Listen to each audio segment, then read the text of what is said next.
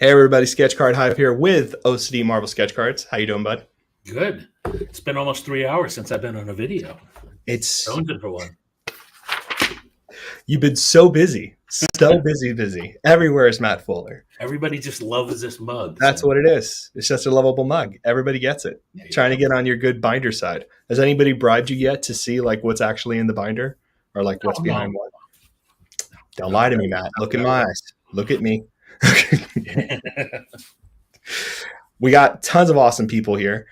Dre, Ash, what's up, guys? Dre, you were here early. I'm glad you were here, buddy. Thank you for being here. Adam, what's up, buddy? Nightcrawler, what's going on? TJ, Soberface, hey, man. APOC, what's going on, my friend? Copperpot, glad I was able to give you the Daredevil Red, man. I'm so glad that worked out. TJ, nice to meet you. Food for thought. Can the card community pool their connections and get all of the Marvel Masterpiece artists together at AOX Expo 2025? Well, the first AOX, which we just came back from, had so many people that were the artists there. Most of them zoomed in. Fortunately, we had Dan and Simone there, which was really cool. But it would be amazing for us to be able to get everybody there physically. Tables, drawings, commissions, appointments, all that kind of cool stuff. Love that idea. Hopefully the people who ran the OAX with Jose and Steven, maybe they can get something and we can, like you said, pull our resources together and try to give everybody a really fun experience that way. Hopefully that happens. Love the idea. Matt, what's up, buddy? Sabretooth, what's going up? Last Pack Magic, my buddy. Jake, hey, Jake. Oh, Jake. Young to you, what's up, my friend? Raj, what's going on, man? Collectible Andy, hey, Andy. Nice to see you, man. Hey, buddy. Free, my boy Free, what's up? And then Rich. Rich is amazing. Best dude ever. We'll talk a little bit about Rich today if it comes up naturally. So we have a couple things to go over. So as you voted through the poll that I had on my Instagram channel, there's a little channel feature now that Instagram offers, and I put there 3 different discussions that we could talk about for today's episode. And the one that beat the other two by a landslide was the art, the future of Marvel card original art. So that's the conversation.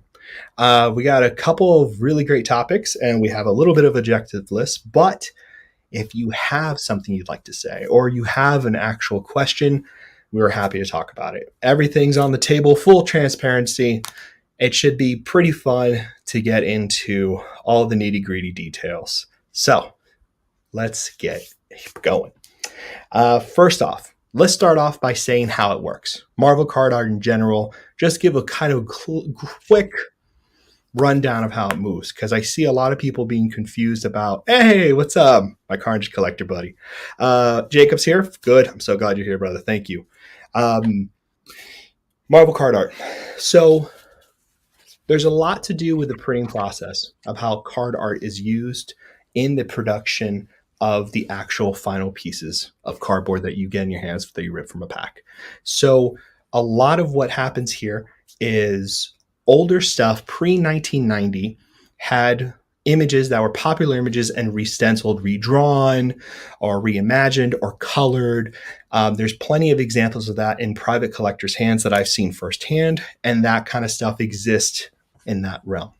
A lot of layouts, a lot of cutting, a lot of copying, a lot of things like that. For instance, I have this bubblegum wrapper from 1976 from Topps, and what they had handed out there was original art for these bubblegum wrappers, and they basically handed it to people in the Marvel bullpen in the editor's suite, and some big artists drew on it, and some assistants drew these comic kind of strips, and that's kind of how it went. 1990 Marvel Universe was kind of the big set that was a big marker that changed a lot of this. Bob Budiansky, who's the creative director, who I've spoken to multiple times now, as well as on podcasts and all that kind of good stuff, and he informed me that what they did to produce that set was that Marvel wanted to do their own trading cards. They wanted to get in on it, not comic images, not licensing anymore. They wanted to do it. And this was the time. So he had Tom Morgan draw 20 pieces of art, single characters, the rookie character, redrawing Amazing Fantasy 15. I'm looking over there because that's the uncut sheet, and the versus cards there. So a lot of things that were first invented kind of came out of this set. He drew these 20 pieces. They were black and white. I'll show you something that I was um, very, very lucky to have. And I will show you that stuff the moment I can pull it on screen. It is right here. Um, so go ahead and do that. There you go. So you should see that there. That is the original for the Silver Surfer card by Tom Morgan. It's dated 91 because that's when he finally got a chance to sign the card. And for these particular cards, they did, I think he did three, each 11 by 17 on an 11 by 17 page. He did three each, I believe, something like that, or two. I don't know, similar to Jim Lee's. And he cut them up. And I was able to buy this from the guy that I have been following since I was a kid who owns silversurfer.us, which was a site for geeks like me who love Silver Surfer comic books. And he actually had this and was kind enough to sell it to me. So very grateful to have this piece. But this is what it would look like. What would go on top would be a transparency. And that was usually colored by one or two people to give the set kind of uniformity. Nicole, hey, what's going on? She was so nice. But draw all that kind of stuff, and that's how it went. So this was an example of what this looks like here, just so you guys can see that. Okay. Now I want to look at the comments because that's a little bit of a rundown. If you have any questions about how this all started or any sets in specifically or anything like that, let me know. Okay. But you see anything in the comments, Matt, or anything you want to add to this? That's Pax asking the real question. Who is? Oh, can you talk about the new background you have behind you? Oh boy, that's right. So yeah, I'm very, very happy to have this. I bought this poster and it is a mess. It is like torn on the edges. It is pretty rough actually.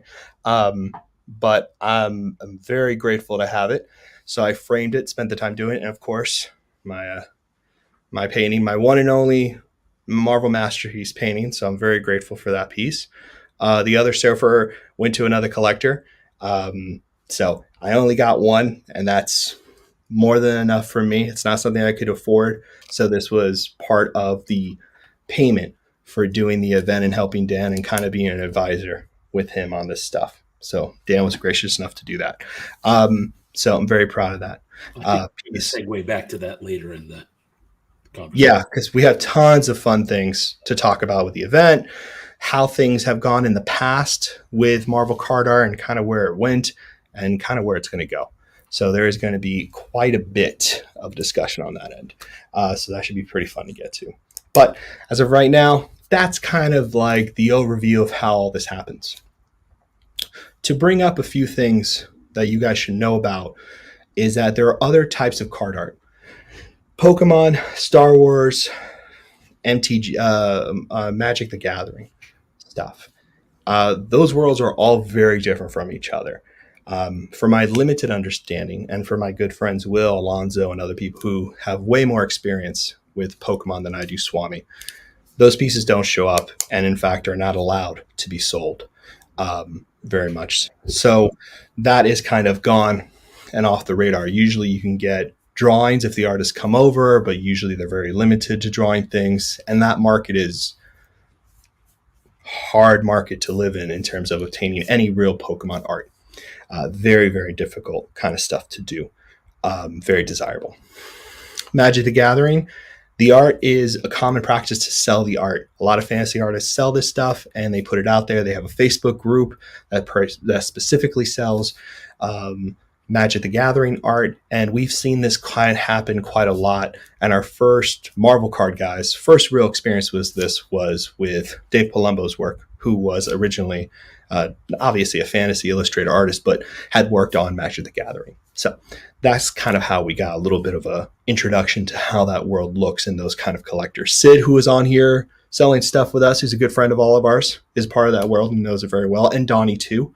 And Donnie was lucky enough. Well, we'll talk more about this stuff, but Donnie's great. So Donnie had a bit of stuff with that. He knows that world extremely well, extremely. So, and then the last thing is Star Wars. In Star Wars, George Lucas has a right, the Lucas company has a right to purchase anything that's done with any Star Wars first. From my understanding, my limited, small understanding of this, He has the right. That company has the right to purchase the pieces. I have something Even here. post Disney acquisition. Yeah, from my understanding, it's pretty much everything. Um, so yeah, that's my understanding. The living set Star Wars.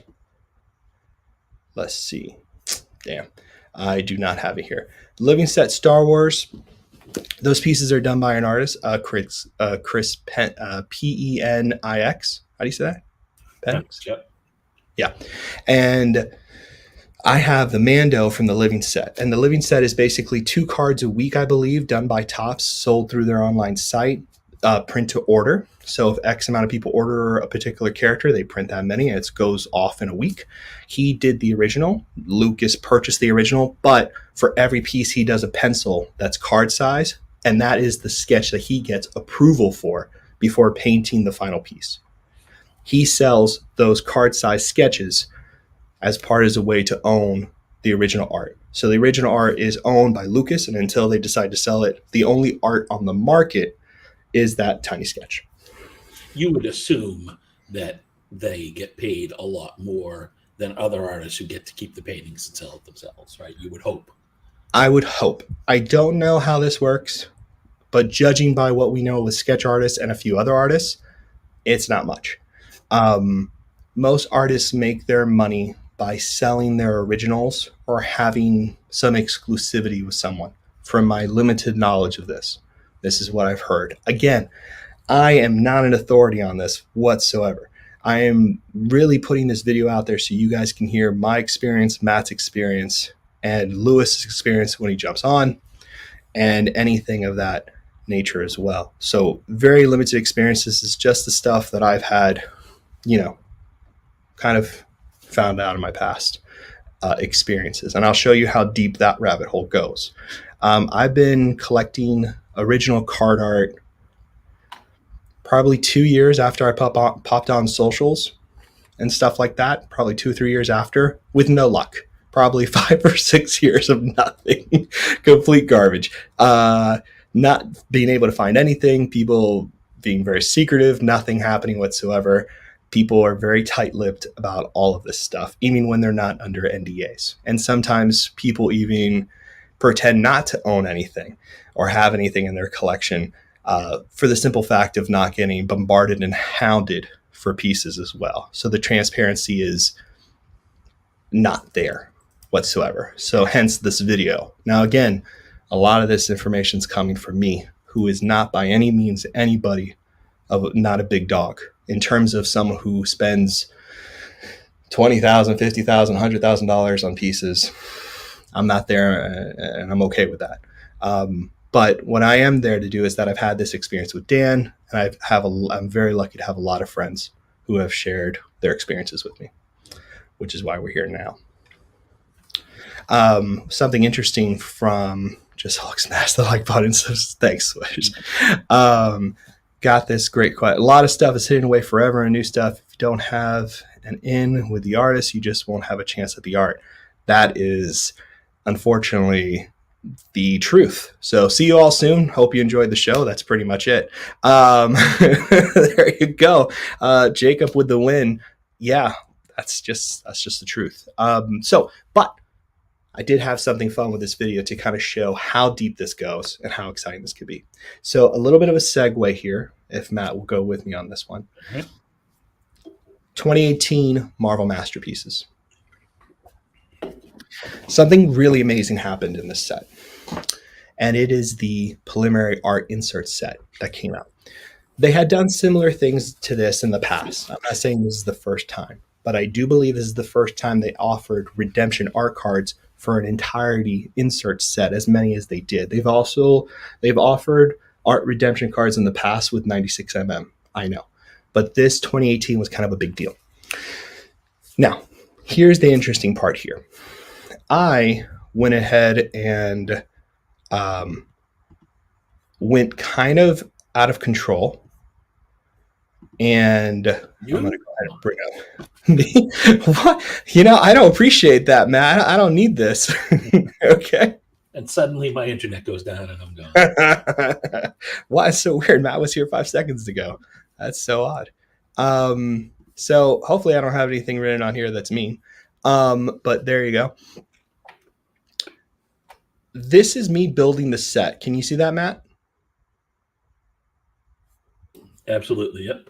Okay, this is me building the set. And what I ended up doing was figuring out who had and where was so this is me picking up the cards. 1 out of 12 packs, 100, build the set most likely. And then these little check marks over here is what was redeemed. We did this on the Facebook group that I was part of, that I helped Ian with at one point, the MCCW and MMC, Marvel Masterpiece Collectors. Yeah. I went hard on this because I wanted to get one. I bought a redemption card and got Doctor Strange versus Hulk. Donald's a good friend of mine. He likes Doctor Strange. I sold it to him, and I was able to get Mephisto, which was the closest thing to Surfer that I could get. Now, here's the killer part. Not all of these pieces match the card. Now, let me repeat that. That means the card that you get and the redeemable art might not link. So you might get the same character, but you might get an earlier rendition of that prelim that Simone just happened to give to Upper Deck. That's significant. Yes, it's great to have original art. But for me at the time, I wanted to get original card art, something that was published. Right. You wanted the art to match exactly what was published on the card. It was a great discussion. Matt did an awesome discussion on sketch cards, aftermarkets, artist proofs, the most thorough discussion about it, and not talking from a place of ignorance, but actually talking from a place of experience, and had actual artists on there and brought up very thorough questions to talk about the ethical understandings of different things with sketch cards. It's beautifully done, Matt, and it was awesome. Matt did that work. It's up there. Make sure to go to his channel, check it out. It's worth liking, subscribing. It's freaking awesome. There's nothing wrong with commissions. There's nothing wrong with artist proofs, pack pools, and all that stuff. That's all collector personal preference. I just wanted a piece that matched the card because I wanted to frame them together. That's it. That was my hope. So that's what I did. I traded that piece, regardless if it was going to match or not, which I don't remember if it did or not. It went straight to Donald, exactly for what I got it for, and he got a Doctor Strange. That was the end of it. And I got Mephisto, which I was happy about. I currently have Magic and traded the Mephisto for my Silver Surfer 2016 preliminary art to a very good friend, because someone before him who's a bastard had it, and that guy's garbage. But Steven is not. That guy is. I have that here. And I'll tell you that whole crazy story in a little bit as well. So for the 2018 stuff, not all the art you would get from the redemption card would match the cards. For 2020 Dave Palumbo, I believe all of it matched, if I'm not mistaken. I didn't grab one, but I believe that's true. I might be I don't remember. I'm pretty sure it is, because Dave was pretty consistent on that. He did a great job with the Mycenite and doing the kind of, I know it's red, but he called it black and white because it's monochromatic, basically two colors, or one color really, that's kind of coming through, which was what he was talking about a long time ago with those pieces. And they're very nice looking pieces. They're actually really cool. And then what happened with Dan's set is that Dan had each one of the insert cards actually match the card. So again, Upper Deck he sent all the ones that match, I believe, to the cards, and they are there. He still had some that didn't do all 99 or 90 for the set. I don't remember. So there's only like 80 redemption art cards, I think. So 20 cards don't have the match in there. I think it's something like that. And that's going to vary because every artist does this stuff differently. So you'll see that there. But I wanted to bring that up a couple of reasons. One, if you are trying to get into original art, that is going to be one of you rock, Rich. That's going to be one of your major kind of ways into this without having to go a fully painted piece, which is going to be very expensive. And the vintage stuff is going to get more expensive now. And we'll talk about that in a little bit. But just wanted to give you guys a little bit of insight into that. But does that cover it, Matt? Does that make sense? Yeah, I mean, we're going very high level here, so yeah. I'm trying to give you guys as much good information as possible. Right. But summary there, you've got traditional art, all the old stuff, super expensive, right? Because it's highly collectible because everyone had the cards as kids, so it's got the nostalgia factor. Yeah. And the people who collected it too was comic original art guys, not necessarily card guys. Right, yeah. Because the artists were big comic artists, and that was just another way to get their art. More modern, original paintings, not uber expensive, just expensive.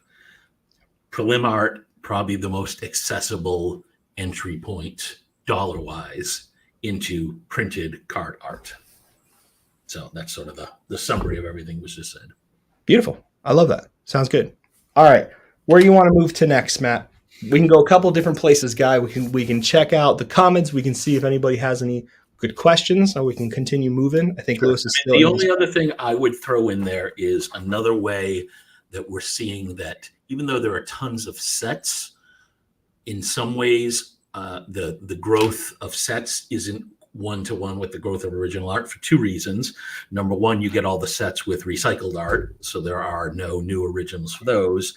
And then also the rise of digital art, where there is no original, right? It's all done electronically. So, some artists do that one-of-one artist proof that's printed, but it's not, hand-drawn original.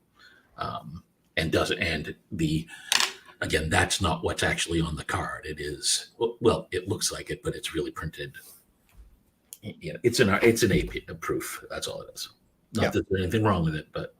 No, again, none of this is judgment whatsoever. This is literally just like our experiences going through this stuff. Watch what you love. Yeah, seriously. Okay. Let's see if Lewis is there. Lewis, you here, buddy? You can you can add yourself, Lewis. Oh yeah, that's right. You're an admin, remember? Yeah, totally. That's right. We'll do it for him. There he is. I don't need y'all to add me, baby. I can add myself. Let's go. That's what happens when you give the wrong person power, bro. How you guys doing, everybody? Good? Sorry I'm late. No, brother, you're good. I mean, there's definitely an interesting stuff here. So Swish brings up that, I like that there's the secret handshake. Sober brings up a good comment. Disagree. Get away from the secrecy in order to grow the way we'd like it to. And then, we don't express ourselves, but it exists. Yeah, I mean, we're going to talk about Dan's event, and it does tie into this and all the fun conversations that came with that. So why don't we pin this until we get to that point? I think we're ready, unless we want to bring up anything about the art that's from the past, vintage art. If there's any, hey, Tim, Ghost, Derpa, what's up, man? If there's any questions about that stuff, or we can jump into the OAX, the kind of event, and then talk about Comic Art Fans, which is a great site as well, and kind of do the segue into that. Yeah, and maybe talk about OAX, the one that just happened in the future, maybe at the end. Yeah, we'll put OAX to the end then. Perfect. I'm trying to be organized. I'm very off the cuff kind of guy, so I'm trying to keep it organized for us. And as we talk about Dan's event here, I know a lot of people. I know this whole topic is of interest to a lot of people. Feel free to ask any questions. You got 3 of the people who are at the event, and we would be sort of happy to talk about it. I've got. I relocated my tickets back there to show off my my little goodie from the event. I've shown them once or twice recently, so I don't want to be like a broken record, but be a broken record, man. It looks so good. How many are there? Is that all 15? Yeah, all 16, yeah. 16. That's right. Just real quick. So these are the actual tickets that people who were at the event got. And this was, Dan did a giveaway for 3 items at the end. And again, there were 16 because you got the surfer, I believe, Nora. Yeah. Or someone didn't find the dead body when I got the surfer. Exactly. So, and there were some people who couldn't be there, so they weren't I So think that that's actually yeah. increased my odds. I was thinking of that. I was going to say my odds were 1 in 15, but it was really 1 and not 1 in 16, but it was 1 in 13, right? Because you didn't get one. And then, I didn't put myself into the yep. contest. I'm not that greedy. And Steve Aoki couldn't make it last minute, who Dan wanted to invite and make sure he was there.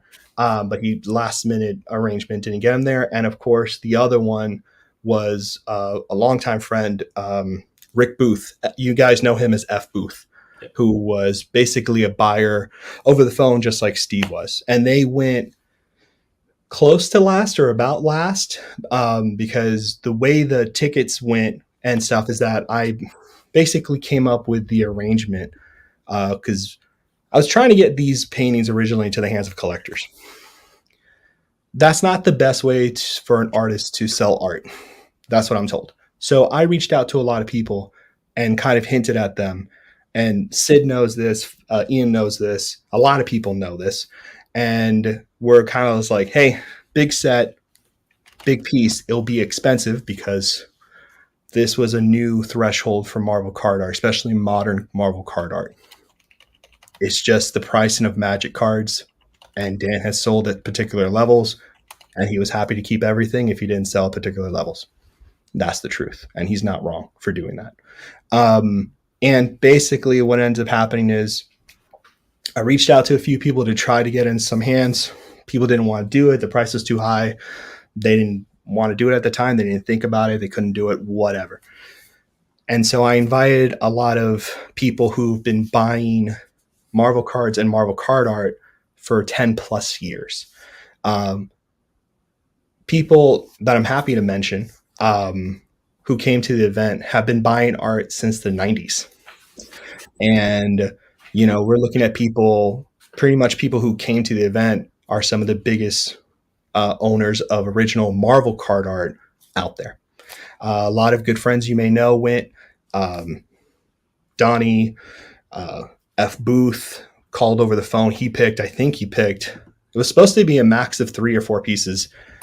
Dan allowed people to buy more pieces, and I think Booth got Black Widow, Elektra, Emma Frost, Jean Grey, Rogue, Scarlet Witch, Taskmaster. I mean, it was a lot of pieces that ended up happening. And then other people got great pieces too, but what was really nice was that everyone had a chance to get their favorite characters. That way it was not going to be, oh, let me just pick my favorite ones, And I was very happy that a lot of people who've been doing this for a long time got to buy pieces that they just like the character of. A lot of times with art collectors, they want to buy just an example that shows the artist's work at its full glory. Sometimes art collectors like characters and they're trying to theme something in the room. Siegel got one who's a big collector in the hobby as well. Couple, two, maybe, I don't remember how many now, but a lot of these people have picked up good pieces and have been in the hobby for a long time. And then Dan, of course, had met people at Heroes Con, which he wanted there as well. So it was a little bit of a mix. Dan capped it at 15. It was supposed to be 10, and it ended up being 15. And that's how that ended up going there. But originally, you pick your 3 characters, and I think Justin talked about in his video as well, where you pick your 3 characters, and then you had to write to the first one. And if someone had your second one as their first one, then they could have it. But if they passed on it, you were the next one in line at a chance at that character. Because, to be quite honest, what mostly happens with original art when it's sold either at a art rep site or, as it almost was, all sold to one person because there were 3 different buyers for all the paintings at once at various points in this. And other people who had been buying PMGs at an alarming rate, I also kept this from kind of in the hands of a lot of those people, of corporations buying this stuff all at once, which is what was also on the table. Because you have to understand, Marvel Masterpieces, this one in particular, was delayed and had a lot of hype because it's post-boom masterpieces. I don't think people realize that. Anyway, so that's what ended up happening there. And yeah, so the floodgates open, people bought pieces, and now Dan still has a few, but Dan sold a good amount, and there has not been anyone else who sold that volume that quickly of any Marvel card artist. in the past. So it was successful for Dan in his work and the year he worked on for 3 and the work he worked on for over 3 years or 2 years, whatever it was. So that's a little bit on the event there. So you guys know. And I mean, I think that's probably, I would guess that's somewhat of the pattern you're going to see, right? I mean, we already know there are people out there who are positioning, trying to start repping artists themselves, so that they can be the ones who sort of manage this. Like we've heard, we know of a lot of people who are, running as they should. That's what's going to happen now. You know what I mean? And yeah. And that's fine. You know what? Yeah. I mean, if they can get in with an artist and help them the way you helped Dan, then by all means, That's what people should be doing. Honestly, that's what happens. I mean, honestly, Dan didn't need me to help him rep the art at all. He had buyers for everything in one go. And, we had a chat about that and stuff like that. So that happened, that conversation came up a little bit, actually came up close to the event. The event almost got canceled because of things. It's the art world is an insane. I don't think I'll do it again unless an artist was like really something to me and was really wanted my advice. I would not do it again. You were a ball of stress. It was, Matt saw everything. Lewis saw a big chunk of it too, but, definitely not fun for me. Good I lost a lot by doing the event. Yeah. Yeah. I mean, the question is, if you had a chance to do the VIP sale process again, is there anything you would have changed? I know one thing. Process, not at all. I would change one thing. I would get rid of that damn word VIP, because that in and of itself ticked off some people, I think, and they focused on that as a way to sort of kind of make it seem like the people who were there were, it's in sort of an us versus them, like, oh, look, they're VIPs, as a way to sort of put us down, and push. There was a lot of bad things happening from people who saw it, and I get that 100%. Would I have ever publicly hurt someone else or cry about it or act like a child about it because I didn't get something? No, because I'm a grown man. So I didn't do that. And that's fine how people chose to go about down that road. Am I talking about anybody specific? No. I'm talking the general vibe of this for, again, like 1%. This was not the general consensus whatsoever. No. MM16 was sold all to one person when there was already a group of people trying to buy it to divide it amongst collectors who've been doing this for a long time. It left Joe's hands quickly to one person. Boom, God, we never seen it again. I even was the one who asked Joe to put the prelims in the group before they were bought by this idiot and then sold very highly on eBay. So that was there.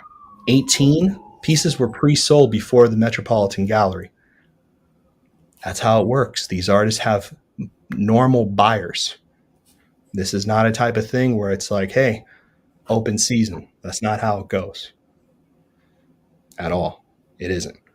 Dave had stuff that went on his site. A lot of things were bought out of FOMO and then resold in the group over and over and over again. I was there. I saw how it went down. People try to go into the biggest characters and go down that way. And Dave has beautiful art. He did beautiful work on that set. And it was switching hands fast. Not because it wasn't good, but because the week-to-week thing caused a lot of FOMO. And I saw that. Dan wanted to hold a private event. That was out of my hands. The big thing I had real power over was how it went. And Matt and Lewis can tell you right now, no one ate each other alive. Right or wrong? Which, considering we literally didn't know if our characters were even in the set until we showed up at the damn studio, it's just shocking that it happened to work out that well. It was smooth sailing, to be honest with you. And people maybe not got everything they wanted, which I don't even think that's true. but everybody got the one piece they were hoping to get. Yep. You know what I mean? For the most part, maybe one or two people who wanted bigger characters, and I think Justin had mentioned something like that. But Spider-Man was not for sale. Ghost Spider was not for sale. Captain America was not for sale. I couldn't even, hit up certain people who were Captain America fans because it's not for sale. A lot of stuff had been not for sale 2 or 3 nights before that he just last minute brought to the gallery, which I don't think Alonzo and Matt even know that. Stuff had been taken back because, when you spend that much time with something, you get attached. I don't blame him at all. What am I supposed to say to that? It was his rodeo at the end of the day, but it ended up doing that. Yeah, I mean, the whole thing, look, I understand why people weren't unhappy. Would it have been great if everybody could have been invited? Sure, but it's a limited product, and in the end, you had a lot of influence in how it was done. But to your point, how many slots did you actually have after Dan picked? Anyway, let's not even get into it. Let's not rehash that, No, it was barely anything. Yeah. For the most part, everyone got it, except for that guy, Eddie Ball. Remember him? Oh, the fake account that no one decided to pursue after he decided to bring stuff up. Yeah, check. He hasn't posted anything since then. Funny. Shocking. How does that happen? What good times that group was. What a fun day. Balled out, bro. He balled out. He just rolled right out of the game. Classic. Honestly, truth is, the people who went were lovely. I had a great time with them. And it was a lot of fun to see people get stuff who would normally not be able to get stuff. And it was good to see people who had bought art for a long time and bought Marvel cards for 10 plus years, who've collected for a long time, who've been mentors to me in this hobby, go there and be able to have that experience. My hope for the future, to segue this into that, which I think is the more interesting conversation, is that right now there's a lot of collectors who are trying to contact artists on sets before they find out who's on the set. They're looking at sell sheets, they're crossing artists, they're looking at art signatures, and they're running. That's been happening since the dawn of time. The major difference now is that people are trying to pry information and figure out who's working on what set to get ahead of the game and to have something called exclusivity with either collectors or artists when they're selling their stuff, which you're going to hear a lot of people do that now, which makes sense. There's nothing wrong with that game. That's what an art rep is. That's what a lot of this stuff at the end of the day is. And it makes a lot of sense to do that with people you trust. I'm not bad-mouthing any of that. But in terms of talking about the future of Marvel card art, I think you guys can do this. And I think it's possible to get pieces if you research and you're smart. A really great research is comicartfans.com. They were the people really responsible for OAX. Yep. When you search on that site, familiarize yourself with that site, look up the artist's name. If you really want a card art piece, it's not the character that's going to get it for you. It's the artist. A lot of times they don't list the character right. They list the artist. It is very artist forward or comic book issue forward. And that is 100% how that's going to start going. So, Yeah.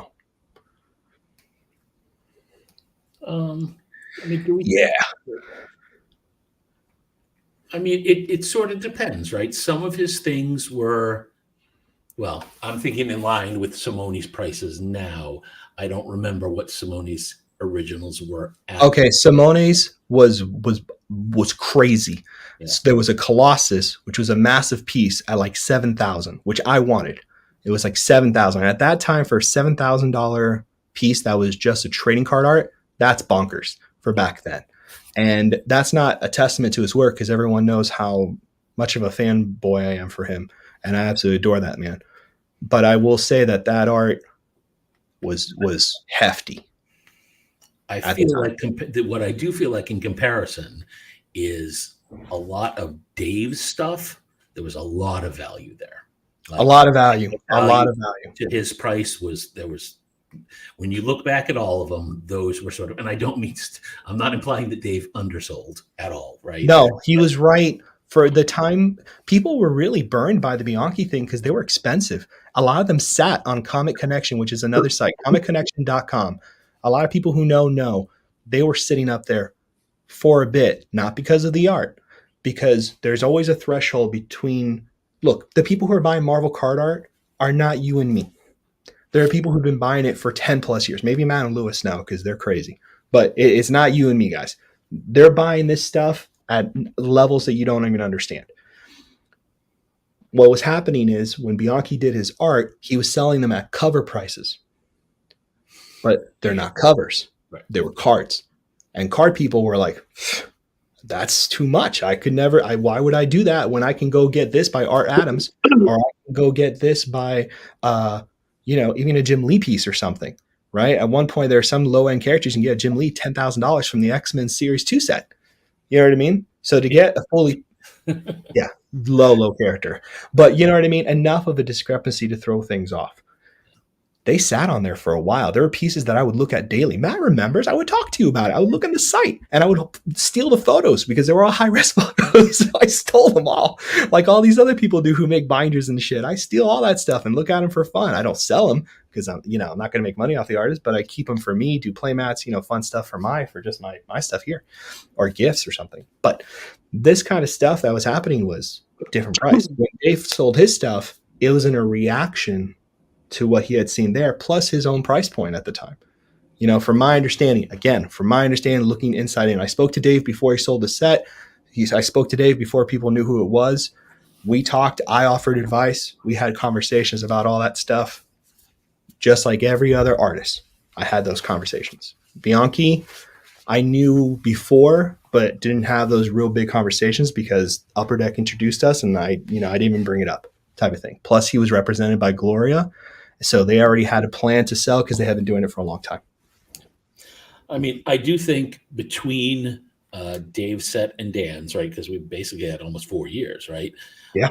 Post-COVID, there was just a lot more people coming into the hobby, a lot more interest growing in original art. So I think that worked in Dan's favor as far as prices. His history as, he didn't do a ton, but he did some magic. So we had that in there. He's also done book covers. So I think everything was aligned for sort of the pricing he had. And I don't necessarily think it's Dan himself that's going to set the floor for the next artist. I just think it's the interest and the hunger for original art, and specifically masterpieces. Truth is, with anything, like anyone who actually sells anything in this hobby, you know how it goes. You price something too high, it's going to sit. You price something too low, it might go really fast, or you priced it just right. That's just how markets flow, and that's how it goes. There's no difference there or anything. And I will say this, when you look at art from a marketing standpoint, not from a quality standpoint, from a marketing standpoint, Jusko came out with his set. Everyone who loves Jusko lost their mind. It was a very investable set. He worked on 92. He did 2016, bigger and badder. Nailed it.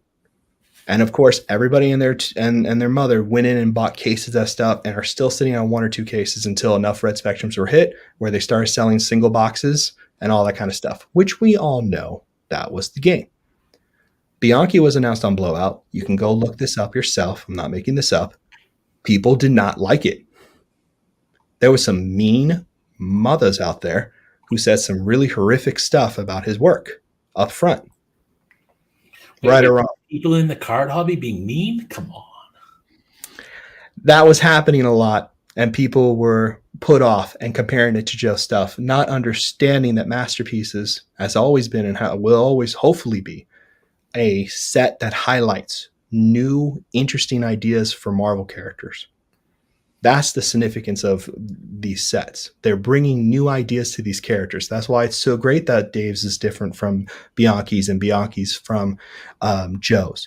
Dan's is very different from all three, but Dan's is very much at the same thing where it's like, is it extreme stylistically or extreme realistic? No, it kind of sits right there in the middle with his normal style. So I think a lot of people, after the hype, jumped right into it. I think if it was super stylistic, this set, I think there would have been a huge divide in the hobby, and people would have loved it and some people would hate it. And then a lot of people would have come back and said, oh, wait, I was wrong. I'm an idiot. I absolutely love it, which is what happened with 2018. Yeah. But no, you're awesome, Soberface. I am just looking at the comments for the first time. Derpa, what's up, man? Swish, Sober, Relics. Oh, that's great. I see why you asked that question, Matt. If it wasn't YouTube and challenge groups, like everyone had no clue of it. Yeah.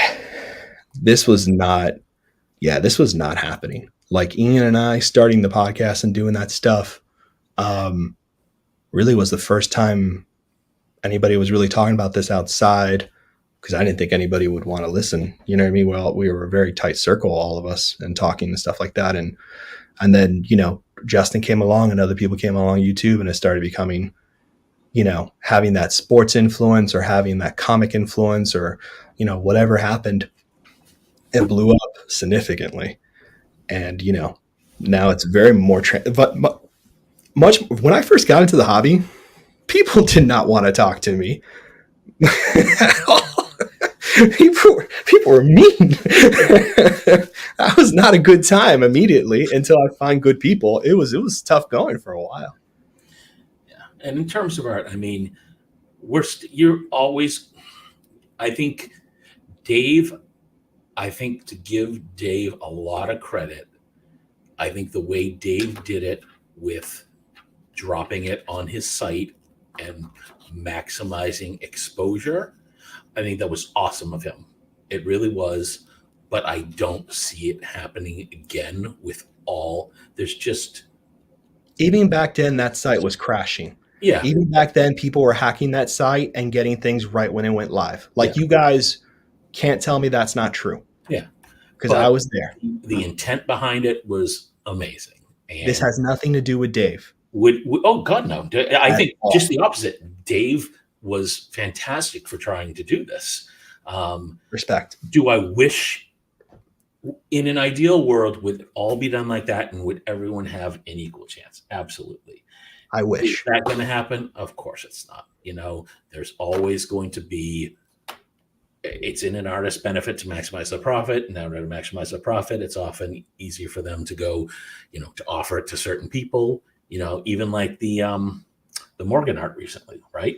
Yep. Some people who knew Morgan and his rep got first dibs. They picked all the best characters.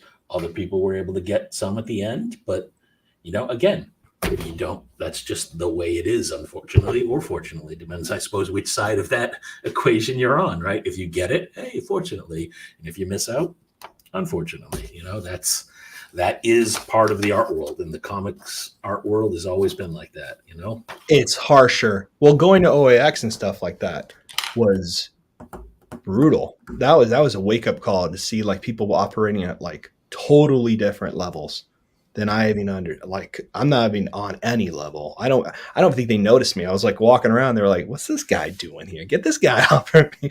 Lewis and I would talk about that walking around with Dan or anything like that. It's very different. It wouldn't be a show without Perna's Dolly Parton. He's done. You've sent Dolly to me already. Right. Okay. You know what? While we're talking, you know, I use that as an example, and now I remember why. Should we do an art reveal? Oh, all right. Here we go. Keep talking. All right, I'm talking. Oh, the bookcase. I love seeing the bookcase emerge. It cracks me up. I love it so much. Man, that room's looking good. Yeah, Jake, it was masterful. That was an insane experience to watch all that stuff happen. So much of this stuff is just done in the shadows over the phone. I think I mentioned this already, but I was standing at a booth.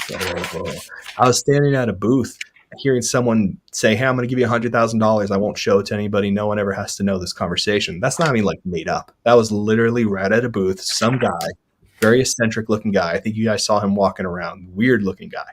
And he was just like buying stuff. He wasn't even playing around. It was very serious. Here we go.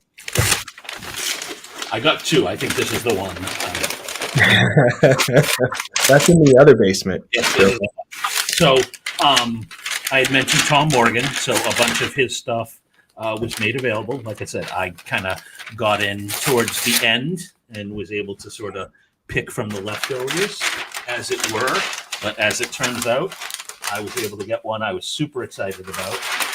This may make a certain person a little jealous. I'm so sorry, but nice Submariner mutant, and this is from the Fear Ultra Avenger set. You know, that size is awesome. Oh, yeah, size is awesome. Would I have loved to get some of the other pieces? Well, of course, there were some that were higher on my list, but this is fantastic. I mean, look how see, but this is the difference between like appreciating the artist and art and just doing character. Like, look at all the details you get there in storytelling. And Tom he's the nicest person in the world. He really is super pleasant. Such a nice guy. And so much history there too, being like doing 20 cards, maybe more of the 1990 Marvel Universe set. Like majorly cool. I like the inks too a lot. So that means he colored digitally, right? Inks are super bold, yeah.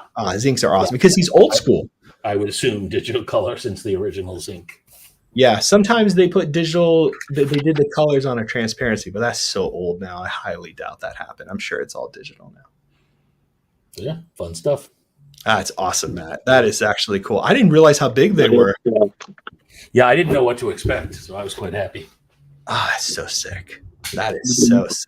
You've been busy, Mr. Fuller. You've been busy, baby. You've been busy, Mr. Fuller. I've got 2 more at the Framers to pick up tomorrow. Oh, you I sick. can't show either of them, though, because they're unreleased.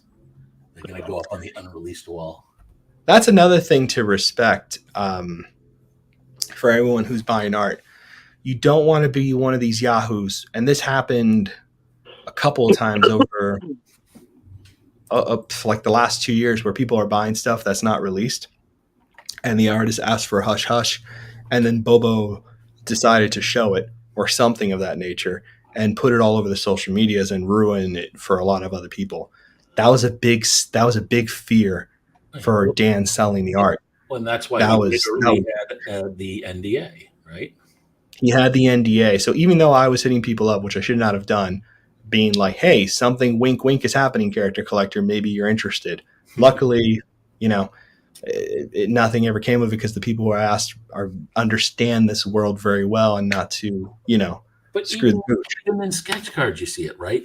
Artists, they're not supposed to sell their APs before the set. No one ever does it. But when you get them and the set hasn't come out and you go and post them on social media, or even worse, sell them, you're unfortunately putting the artist at risk. They did you a solid by not making you wait until the set came out. So to go ahead and, betray that trust by showing it, like, come on, that's a donkey move.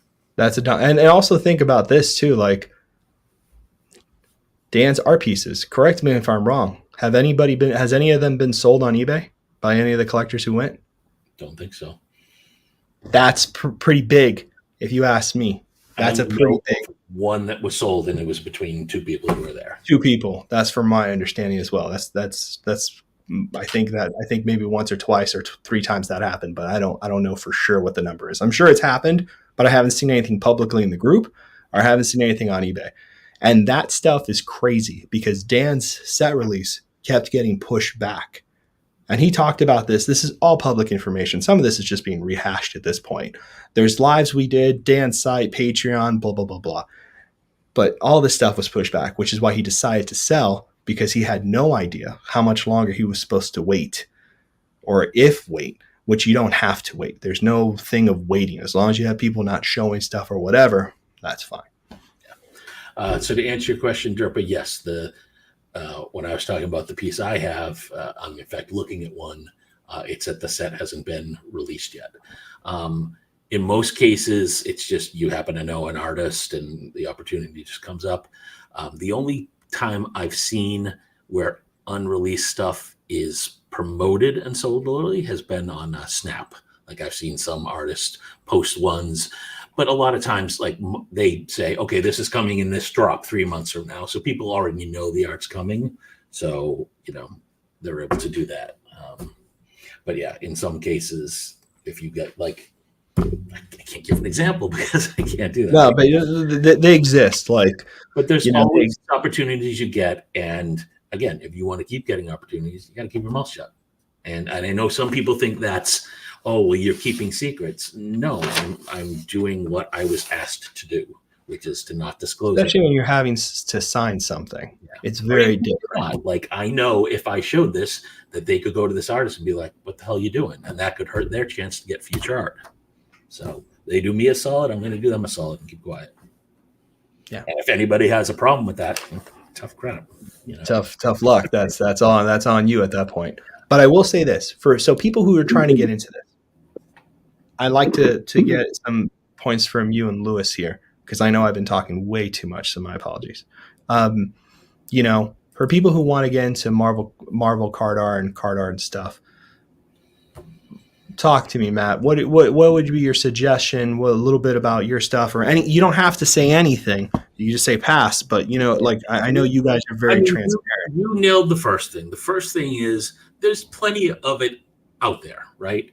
You just need to see if it's what you want. There's stuff on eBay right now. There's original comic pages. If you go to Comic Art Fans, there's stuff for sale. So first thing is check what's available and see if it lines up with your interests. Number two, look at your favorite artists on Instagram and, message them. Hey, you got anything coming down the pipe? You never know. They might be at a point where they're working on something and it's hush hush and they can't say anything. Or they might say, I literally had this happen one time. Sorry, I hate the word literally. I had this happen one time where I messaged someone and like, oh my God, I just got approval yesterday to sell my pieces. I'm like, perfect timing. That's amazing. Probably the only time that'll ever happen, but still, reach out to your artist, follow them, befriend them.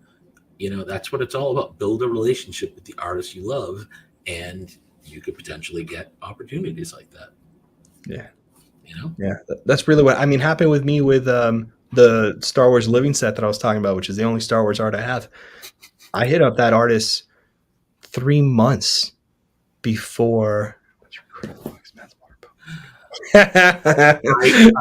I recorded a video earlier with Grayson, and of course it went on during that. So of course, it's my channel. I reserve this time slot because I know it's not going to go off with Matt. He's a busy guy. Teenagers will shower at any hour. I have to pay premium, so don't worry, Last Pack Magic. But yeah, he had me. I asked him about Mando, and Mando just came out. I just knew about the living set, and I knew eventually he would have to draw it. So I told him 3 months before he even got the assignment. I said, hey, I know about these pieces. They're awesome. I love the work, which I did, and I would have bought anything else he had. And I was like, have you done the Mando yet or planning on it? He goes, I haven't even gotten the assignment yet. No one's even asked. And I was like, could you put me on a waiting list? I'll put down a deposit. He didn't take any money. He says, I'll just put you on a waiting list. I thought, no way. This guy will hit a nobody up like me 3 months for Mando, the first Mando Star Wars card art, the preliminary art, the approval art. I never thought he would hit me up. And that man is a god. He hit me up and sold it to me. Didn't overcharge me, no premium, nothing. Nicest dude ever. There's people like that in this hobby who are just honor-based. He didn't have to do that. And it was 3 months. And I only asked him, I hit him up every month. Last month he hit me up on his own. I was like, hey, guess what? It's ready. And I was like, here we go. So it does happen. Hit up the artist. But you have to be fans of the artist, guys. Yeah. I know the inclination is to like, oh, I want Marvel card out. I'll just hit up everybody and blah, blah, blah, blah. No. You have to really coming at this as something that is genuine, coming at this from a genuine space is going to be the thing that's going to make this the most rewarding, in my opinion. Well, and that's also important, when you're talking to the artist, and don't do it because you want to get a chance at art down the line. If you like the art, talk to the artist, build an actual relationship with them, right? I don't talk to Perna, Dre, and Ash because I'm thinking, 2 years down the line I can get something. I'm talking to them because they're freaks like me and we get along, right? Especially that Ash guy, That Ash guy is a trip. I don't talk to him enough, but that Ash guy. And in terms of what else to do to get started collecting, Free sort of nailed it right there. Yes. Keep the area clean so that they can quickly go in, take one out. Free Free is the man. I'm having so many good conversations with Free. He's a very wise man, a very smart guy. And there's a lot of people who are collecting this stuff and just really love it, which is awesome. You want to talk about a statement that ages you? There it is, right there. That's the doobie. That's right up. That's right up there with "Call Me on My Landline," right? Oh, I miss landlines. What about you, Lewis? You have been someone who has you've been in the card game for a long time. You've opened my eyes so much about the card game. You've showed me so many cool things, and we became fast friends. I think you were on Justin's channel, the AF15, or before that a little bit, but you and I have very similar kind of personalities. So we just clicked, you know what I mean? Kind of like how Matt and I was when we first met. We just clicked immediately and just became good friends. You have really have done this amazing thing where you've looked at artists, you've made your assessment. You're like, you know what? I like this artist, and this artist. Those are my dudes. I'm going to go for it, and I'm going to collect their work. And that has been, obviously your collection speaks for itself, right? It's an amazing assortment of characters, quality stuff on top of that. But, what has been kind of your thinking about all this stuff, or at least the conversation, or if you have anything to add? I know I've been talking a lot. I'm going to be honest with you. I've been collecting art maybe a little bit over a year, somewhere around there. When I got invited to the Dan's event, I really didn't know shit. I had one published piece before that, which was a piece from Simone. So I really, I knew the value of it. I knew the potential. I knew that art was a big thing. I've got some friends of mine that are big into art, not Marvel or comic book art, but just contemporary art. And just having the opportunity, knowing how big a Marvel Masterpiece set is, I'll be honest with you, dude, I just dove deep into it without knowing shit, just trusting in, the artist, the art, the set, the brand, and just giving it a go. You know what I mean? And then after that event, a lot of things, opened up as far as other opportunities, getting pieces from other artists. And I limited myself to 3 main artists that I want to collect. Not saying that I'll never collect another artist's work that's outside of those 3, but my main focus is, those 3 specific artists. And I've got great relationships with those guys. You know what I mean? 2 of them, pretty much, I can give them a call anytime and just shoot the shit with them, see what they got going on.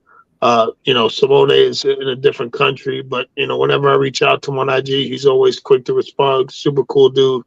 Met him a few times, built a good relationship with him, built a good relationship with Dan, built a good relationship with Eric Gist. And those are my guys, bro. You know what I mean? Good dudes. And I'm going to be honest with you, man. Everybody has their own way of going into things. You know what I mean? It's very easy to get original art. You don't have to spend thousands of dollars on big pieces. You can get a piece of original art for $100, $150, So I feel like just figure out what works for you as far as, how much bread you got to spend on the shit, because this shit's deep, bro. This gets crazy, man. Me and Matt have some conversations sometimes like, yo, bro, I just, we just dropped this much this month on art, and it just keeps getting crazier and crazier. So it's real easy to get lost. Nice. It's real easy to get lost in it. What do you got there, bro? You ready, Lewis? Exactly to your point. This was way too nice. Way too nice of Perna. I love this set. I was saving it for my Halloween post because I didn't want to post it out of season. Oh, shit. Original card art from Tony Perna. That's awesome. There you go. That's beautiful.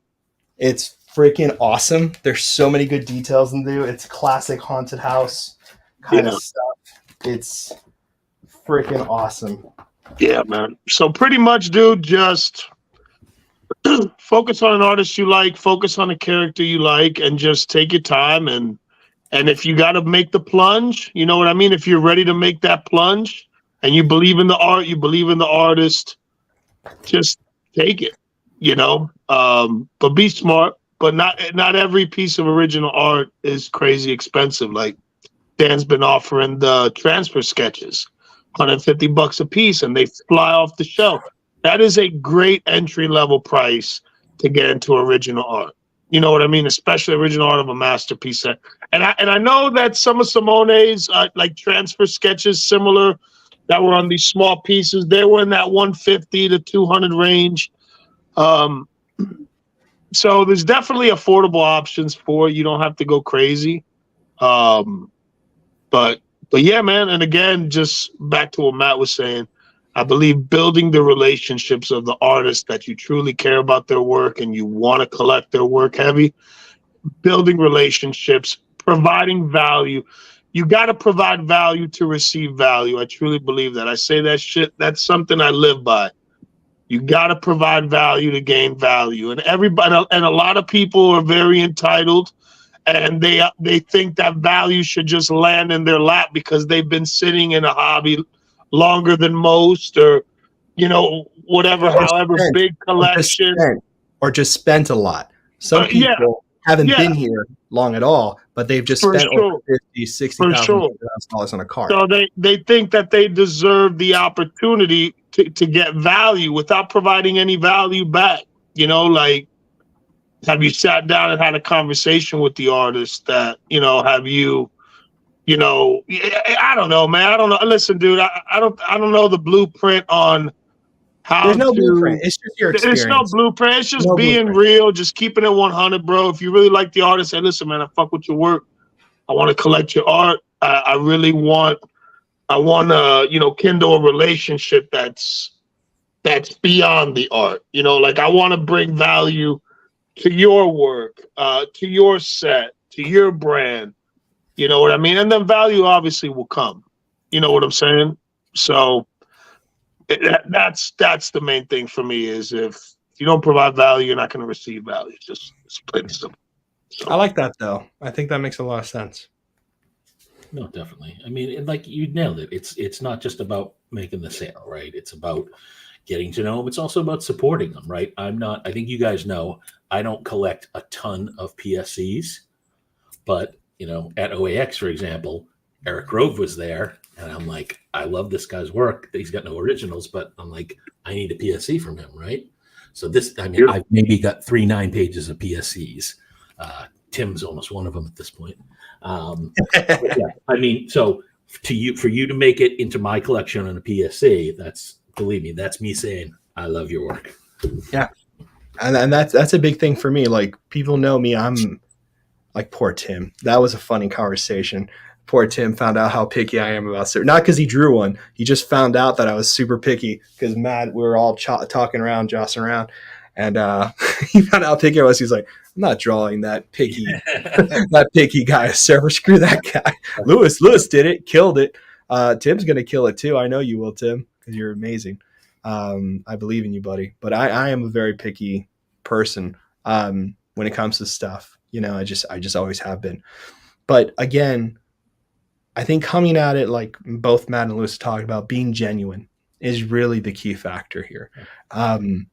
Also, not being someone who sells stuff. Like right now, there's some idiot on eBay who bought APs from artists who I really love, who is selling their APs for a gross amount of money compared to what they got them for. Matt was just telling me that this is something this moron does often. I mean, I guess that's whatever, at that point. But there is like a flipping thing. Like if you buy something from an artist and then sell it on eBay, flip it. Like this happened to a collector who was lying to a lot of artists and screwed over a lot of artists and collectors and then burnt themselves out. And some people talk to him because they have things that he wants or they want. So they stay friendly. But, for the most part, burns you out. I mean, just like with artists, I mean, this isn't going to surprise anyone. The key to anything in this hobby is building relationships, right? And, if you burn a bridge, it can always come back and haunt you, right? I mean, look, let's just be honest. There were probably 1 or 2 people you were never going to invite to Dan's list because of how they treated you in the past, right? Oh, yeah. I think also too, like the big thing too is to understand is that some people might think I didn't invite them, like, like I had an infinite amount of people I could invite.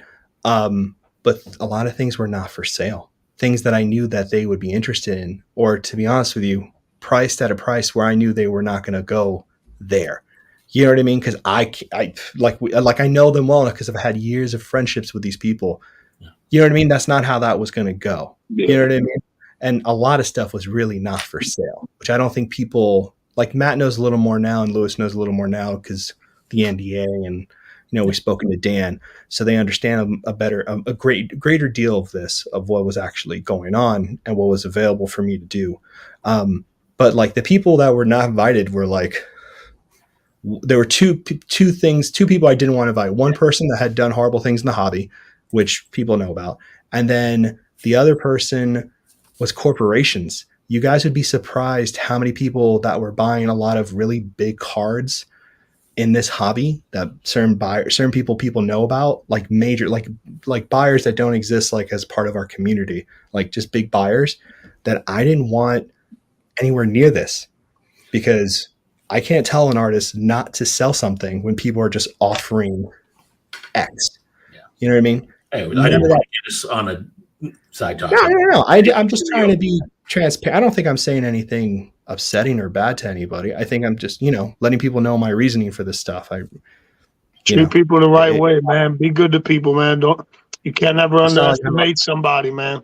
You treat somebody like shit today, you may need that person big time down the road, man. It's just it happens every day, man. Happens every day. You guys have to understand. Treat people right. And I've told Lewis and Matt this. This is just the beginning. And we can lead into talking about the future of Marvel card art and card art in general for our hobby now, because it leads to us in a good segue.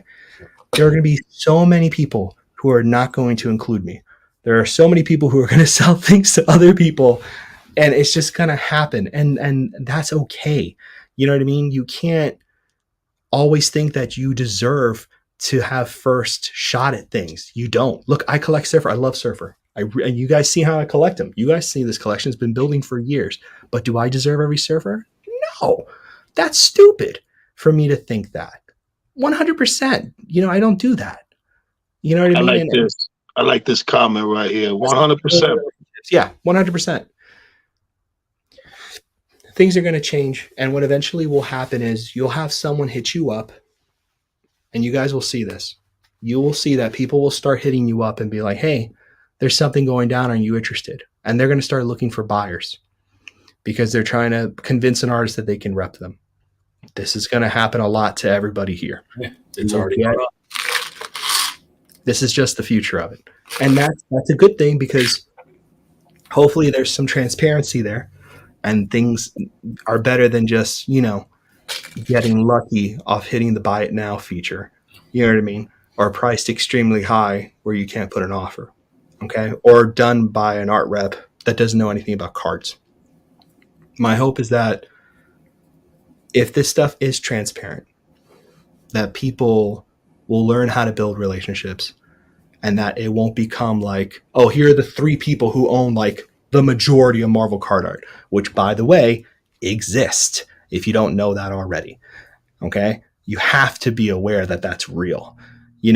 If you don't see stuff, it's because it exists, but it's in a collector's home. You guys have to know that that's just fact. That's just what it is. A lot of collectors don't show this shit, man. Why they don't show this. They don't provide insight. They don't provide information to the hobby, to the community, because there's a lot of cats that just want to sit back and just eat without any competition. And as soon as a little competition starts to circle in the waters, man, people get stupid. They start, anyways. They clam up. That's what happens. There's also a lot that's not intentional, right? A lot of the guys who have money to collect this are even older than my old ass, right? And a lot of them don't do social media. So it's not like they're hiding it. That doesn't even cross their minds to share the stuff online. When you're that big of a whale, When you're swimming in the ocean and you're that massive and you're buying at 10, 20, $30,000 level type of thing, and you're swimming along, you don't spend time noticing the small fishies. You just having a good time buying stuff. That's how the world is. You have no idea how many people who came to this event who still have AOL or Yahoo emails. You guys have no idea. You guys don't know. You guys don't know. One of the biggest Spider-Man collectors, who's a good friend of ours, who we all met at the event, Fernando, who's just a lovely, lovely man. You guys don't know him, so I'm okay mentioning just one part of his name. He's a G. Like Matt knows more than Lewis. The guy's a monster. I've heard about him the first day I was here on socials on Scoundrel. I heard about that guy. I mean, we met a guy who can't be on social media because of his job. Who is the nicest person in the world. And if you I met two dudes like that. I know two dudes like that. Dude, we went to the house of this dude at OX because he happened to live in Orlando. If you guys saw what we saw in Binders, you'd be like, oh, that's where all that shit went. Yeah. Because that's what happened. We have a tendency in some of the Facebook groups and in Discords I think we falsely assume that like we represent like 90% of the hobby. No, we don't. No. Nowhere near it. There are so many people out there who just, again, don't share. And I don't think, and it's not malicious. It's not like they're sitting there twirling their mustache like no one will ever see this. For over 10 years, I've been hitting up a guy who I know his first name and last name and his AOL email, who lives in New York, who has a surfer collection that makes mine look like poo-poo on the sidewalk. Okay? Like garbage. That dude, crazy. Okay? He won't even talk to me. I'm not even near his level. I don't take it offensively. That's ridiculous. Well, T. Bearfield nailed it, right? And that's what you need to do in this hobby. When you share a character, like I love it, and he mentioned with Gambit and with him and Dustin, like I love X-23. I am the biggest cheerleaders for Jake and Keith when they get cards because I love it. I think you can live vicariously through other collectors, and just knowing that there are people who love the same things that you love. You know,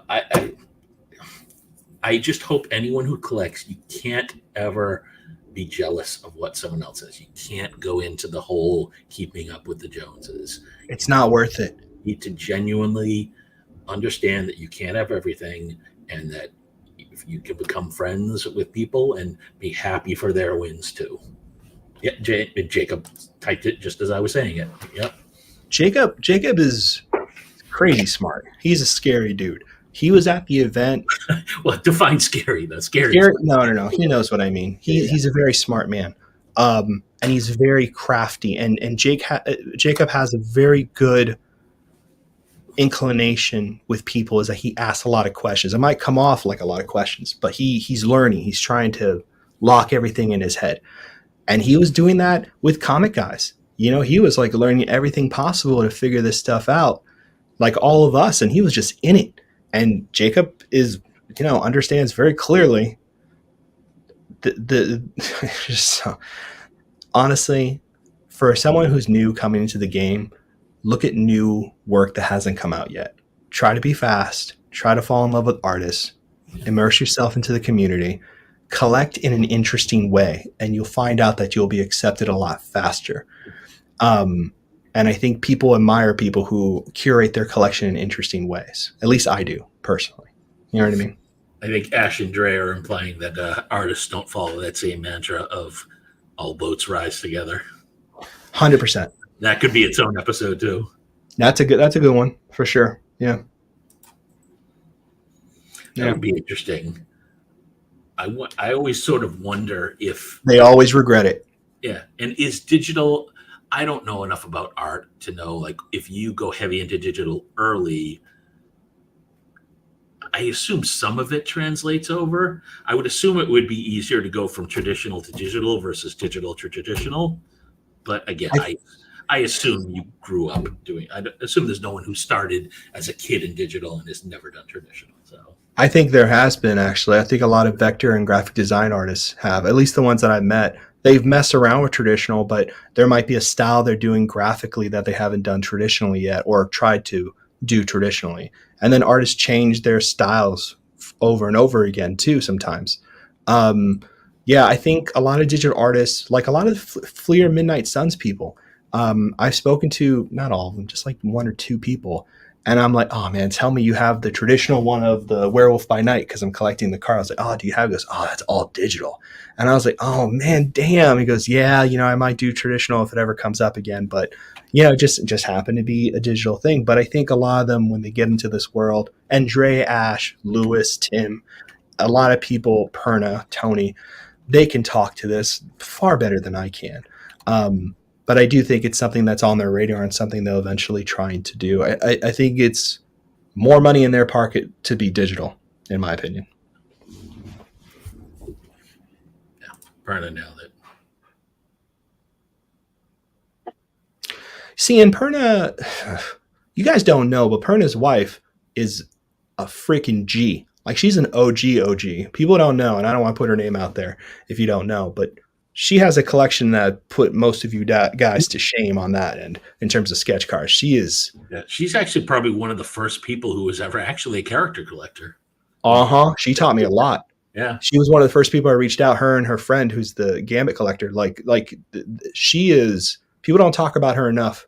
She's not only a wonderful artist and a very nice person, but she's killer. She's awesome. She's really smart, and she has things that I know Matt and I are always like I always freak out when I see her collection because it's beautiful. Yeah. Anyways, we've been going all over the place. Did we? I'm so sorry, guys. You know me skipping. Did we miss anything on the topic? Oh, we were going to talk. Oh, I guess we sort of talked about OAX. Yeah, we did. Hopefully, OAX next year will be bigger. Hopefully, more people will come. I'm already looking at a bigger house to host for the. Might have to do two and just have a block party kind of situation and have like a main house. And if I knew we could get two next to each other, that would be awesome. Let's see. I'll call them. I can call them if you want me to. You know what I mean? I feel like it happens. It has to be a way to do it. Maybe like, I don't know, we're so far away that it might be possible. Yeah. Well, I mean, to get the bigger places, you need to go further away from Orlando is the problem. That's right. That ideal spot where all those places are. So anyway, we'll figure it out. We have time. So what else we got? I'm looking at the comments now to see if there's chat. Ask us some questions. Yeah, we'll finish this with a Q&A. So yeah, if there's any questions, anything like that, or if anybody here wants to say anything, please do. Earlier, just the same sort of mentality. Yeah. Look, there's a lot of things I've had to turn down that I don't regret because I didn't have the money, but they were pretty. You know what I mean? Trust me, it's better to turn it down. I like Steve who wrote this, and then he was like, wait a minute, it's not a competition. Steve, this guy, he's awesome. I love this guy. He's so nice. He's a nice guy. That's very cool. She has artwork that's more than 20. Oof. I mean, again, I will stake on this sentence that I had more fun at the villa than I did at the show. The show was amazing. I got some nice pieces. The art was amazing. The gallery was world class. But I would be going again for the experience with all the collectors rather than the show. That was the best part, man. Chilling with the homies. Like it was fun, like going to the show, hanging out and knowing that at night there's gonna be like almost 30 heads in that shit. Yeah. Cranking out packs, out over Marvel cards. I mean? Just partying, drinking, you know what I mean? Opening boxes, token up there, you know what I mean? Just banging it out, bro. Looking over the corner and seeing Dan and Steve playing Magic on the floor. That was the coolest thing in the world to see, like with Black Lotuses, like with crazy cards. Play decks. Yeah. It was insane. Like Justin opening up on the pool table, people just cracking boxes or just putting like there was a giant table out there. There was a giant table filled with pop culture cards. Shane, if you don't know him, and Melfi had tons of cards. I mean, Jacob had tons of, Jesus, They just laid out slabs, and it was like to have a collection of cards in one space that are truly take years to collect, right? Whatever they were, sketches, comic cuts, one of ones, whatever. It was so cool to have that all in one place, and a lot of fun deals were made. But it was not about that at all. But it was like a showcase. That was a part I really enjoyed about the villa. That is funny. Yeah. Jake, literally, it's Oh like my 1 God. a.m. He's falling asleep and he's going to bed. We're like, nerd. It was the best. I loved it. Jake's moment of like, you know what? I'm an adult. I can go to bed if I want to. I looked at him with such aspiration. I was like, wow, look at that willpower. It was amazing. It was awesome. Yeah, It it's was a nice. definitely going to be a lot bigger. The next year, I'm pretty confident there's going to be a lot more homies that are going to pull up, and they're going to be like, "Yeah, I'm not missing this for the second time." So No, we got it. We got to get everybody because I think it was fun. And like, we don't have that stuff. Like Marvel card collectors, like, we all know what it is. You call a comic book store, they have no idea what the hell you're talking about. You know what I mean? Like, Upper Deck doesn't promote as much as they should. They only show their stuff on one channel. We're not getting enough content from them. There's not binders being made. There's not posters being made. And I know they want to. I know they're restricted by X or Y factor. But I think the only people that are going to make this alive, you know what I mean, and really bring a lot of cool people together and cool cards, and everybody's welcome to do this. It's going to be these kind of events. Yeah. yeah, Yeah. sure. And like Perna said, like, credit to Steve who designed these cards. He did a beautiful job. They came out great. Yeah. And the quality of paper, I know him and Jose worked on that Yep. a lot because that came out Every so art stunning. they loved it. I mean, the best example I have is compare again. This is going to be like me showing off my cards, but so you've got this one where she used a very bold ink style. And you can see there's no bleed, but then I you love can that. also see like a Bob McLeod with this very thin line style. And for both of them to come out so cleanly is a testament to the stock they picked. It was great. They did a great job on that. The coolest, just the coolest thing, dude. That's so awesome. I love those pieces so much. I loved her. She was fantastic. She was such a nice person. Tubies and doodles. I like that idea. That's the memoir. That's the name of Tony's memoir right there. There you go. Yeah, you just got to make sure wherever you're recording, it's legal since you're actually recording yourself doing it. Minor detail there, right? A little bit. Yeah, I mean, I don't know. I know for now the plan is just the single show, but who knows? Maybe if we can keep getting it popular enough and we can get more and more Marvel artists or card artists and fans there, maybe there'll be an appetite. I need to talk to Jacob. I know Jacob. I've been the worst lately. Yeah, let's figure that out because I want to talk to you about that too.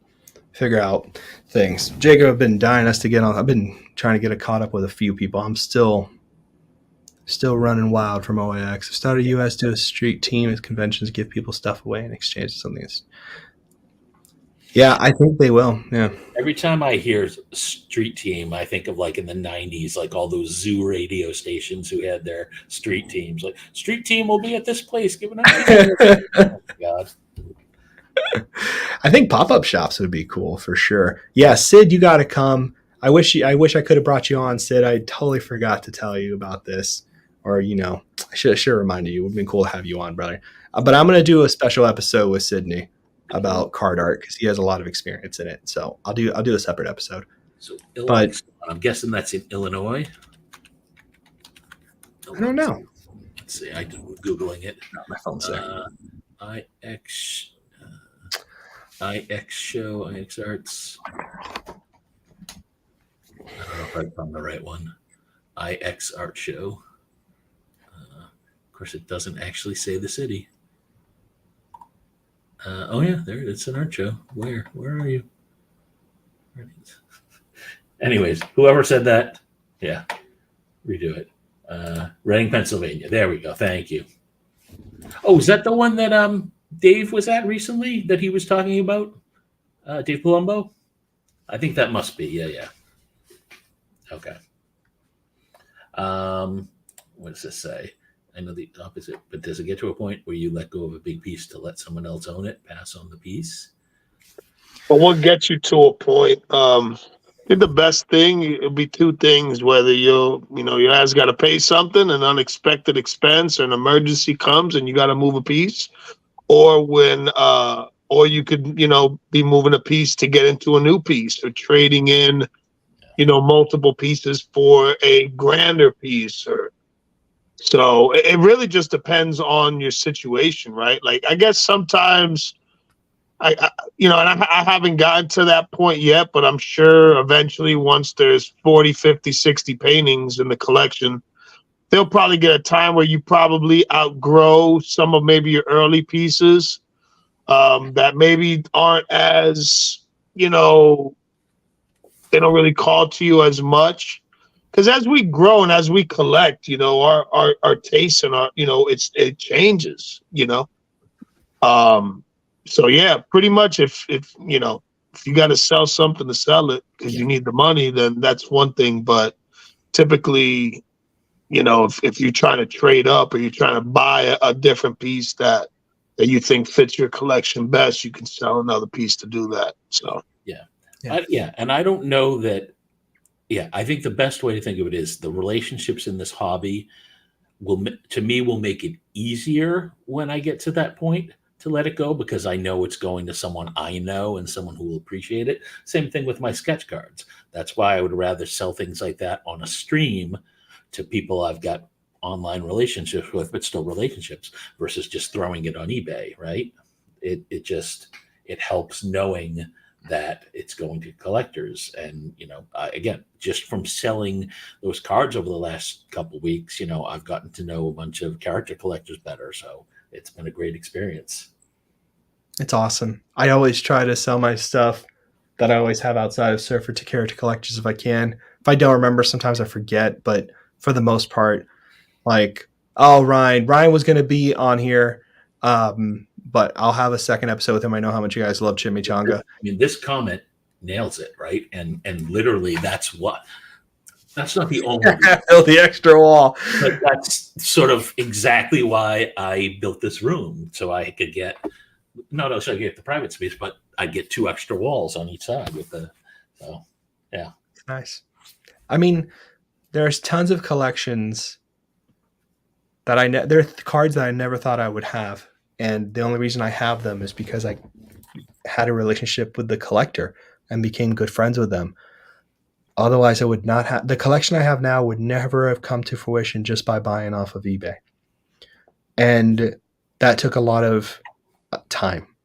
And it's funny because, like, especially in the last 2 or 3 years, I've really learned that it's kind of really, and not to get too hokey because I know I get kind of like Mr. Rogers sometimes, but like there is something to be said about even the collection you have right now. Really just take a second. That water pump. Baby.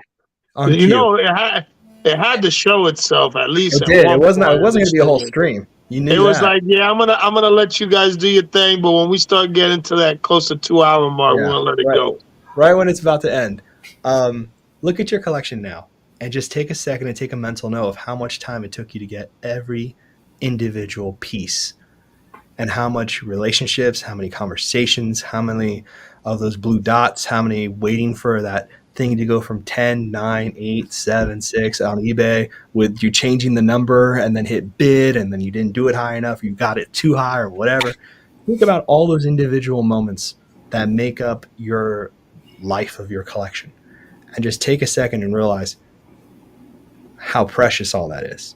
You know what I mean? That's the kind of stuff you need to do to kind of take a moment and not, the grass is not greener on the other side. You know what I mean? Like, that's how you stop yourself from being too competitive or jealous of other people's collections. The goat is singing Kumbaya. I'm done. That's it. I get real with you guys, and I'm over it. That's enough. Holy crap. That's it. That's fine. I have other places to be. I don't need this. I look forward to the day when I'm old and gray with my whole collection of others to join. Yeah. That's kind of just what collectors do. That's how it goes. Always change and evolve. Always. Relationships and having a loud water pump. Wow, It has really good effects. 2010, nice. Ooh. Yeah, relationship. It's all about two things: relationships and water pumps. And water pumps. That's what you should take away from this episode. Well, that's interesting. Yeah, I hadn't even thought of that for Phil. Yeah. Yeah, T-Bear was telling me something earlier. I got to go look at what he was doing. He is a researcher. What a beast. Okay. How many weeks waiting patiently and submission returns? Yeah, right. Yeah, both on. Yeah, I've got a CGC one coming on Monday, 100 cards. I know you just got a PSA one. Yeah. Yeah, I just had to put it all together. Bunch of cool shit. Got a bunch of 10s on some 2022 Marvel Masterpieces, so that was good. Oh, nice. I think now it's been. Look, Fausto, I got a little something for you, dog. He's not here, though. I'm here. He can you got a 10 on dog. that? Yeah, you got to come holler at me. Well, I already have one. And a 10? Yeah, nice. I'm a bad man. But I like yours too, though. Chat's going off in their own direction. It's a pop four. So you've been hard at it, huh? Check Rohan. Rohan might need one. I don't know if he got one. There was one I sold on eBay recently, I think. No, not at all. I just listed on eBay actually. PSA 10 Hollow Full Spider-Man. I hit one of the 10. So I posted one on eBay, $1 no reserve, and I posted a gold signature Tier 4 Captain America PSA 10 Pop one. $1 no reserve. So those are on eBay right now. 5-day auction, I think I put them at. $1 no reserve. Let's let homies bid on it. I don't know what to price it. I didn't have an idea what to price, so we're just going to let it ride. People will look at that stuff and want it. Oh, yeah, dude, for sure. Yeah, no, needs to get 10s at all. At all, dude. A monster situation. With social media, we can all be neighbors. Hell yeah, Raj, for sure. Some places. All right. That's an interesting question. What would have you? I mean, it's not on our topic, but have you seen MM22 grades versus the last few masterpiece sets? I don't know. Great. I don't. It was about the same, dude. At least for 2018, I've graded a bunch of the 2018 stuff, and I've gotten a couple 10s here and there. I've definitely graded more 2022 masterpiece cards. For obvious reasons, you know what I mean? It's the first like modern masterpiece set where I was engaged and having the art and all that shit. So definitely been grading more of that. But it's hard, man. It's hard. It feels like 8 is that safe grade that you're like, if you get an 8, it's respectable. You can tip your hat to it. You get real lucky with a 9, and then you just get blessed with a 10. So it's not easy though, man. Not at all. No, tough, really tough. I gotta send in some of my Kaleidoscope surfers. I have 2 now, so hopefully one gets a grade, but we'll see. Yeah. It's funny. There are. Remember, how much do I want to get it? No, you know what? It's not this issue. Never mind. Don't mind me. It's not this issue. It's not this episode. I love it. I was going to show that card. I think this is off topic. My boy's keeping us in line. Yeah. I've seen him created him. It's like just think it's like a mixed bag. 2016. That's interesting. 2016 was really the first modern. Well, not really. 2012, but 2016 was doing something so radically different. I'm stoked to the Night Hollow. Yeah. You guys have been awesome. This has been Matt's getting into something. What are you getting into, Matt? I was just gonna go off on a tangent on grading, but it's more of a QC issue, so never mind. It's whatever you want to do, Matt. It's up to you. We're at 1:38. If you want to wrap the show up with it, I don't know what you want to look at. I'll share it on Instagram. It's the I can't remember the Flipped FX Blacks. Yeah, you should show that the grades for that. Yeah, that was crazy. So there is because it's like that on the holofoils, so it kind of like bleeds into MM22. On the back of some holofoils, you have edge cracking, and the cracking that goes in. Yeah, zoom in. Can you zoom in? Yeah.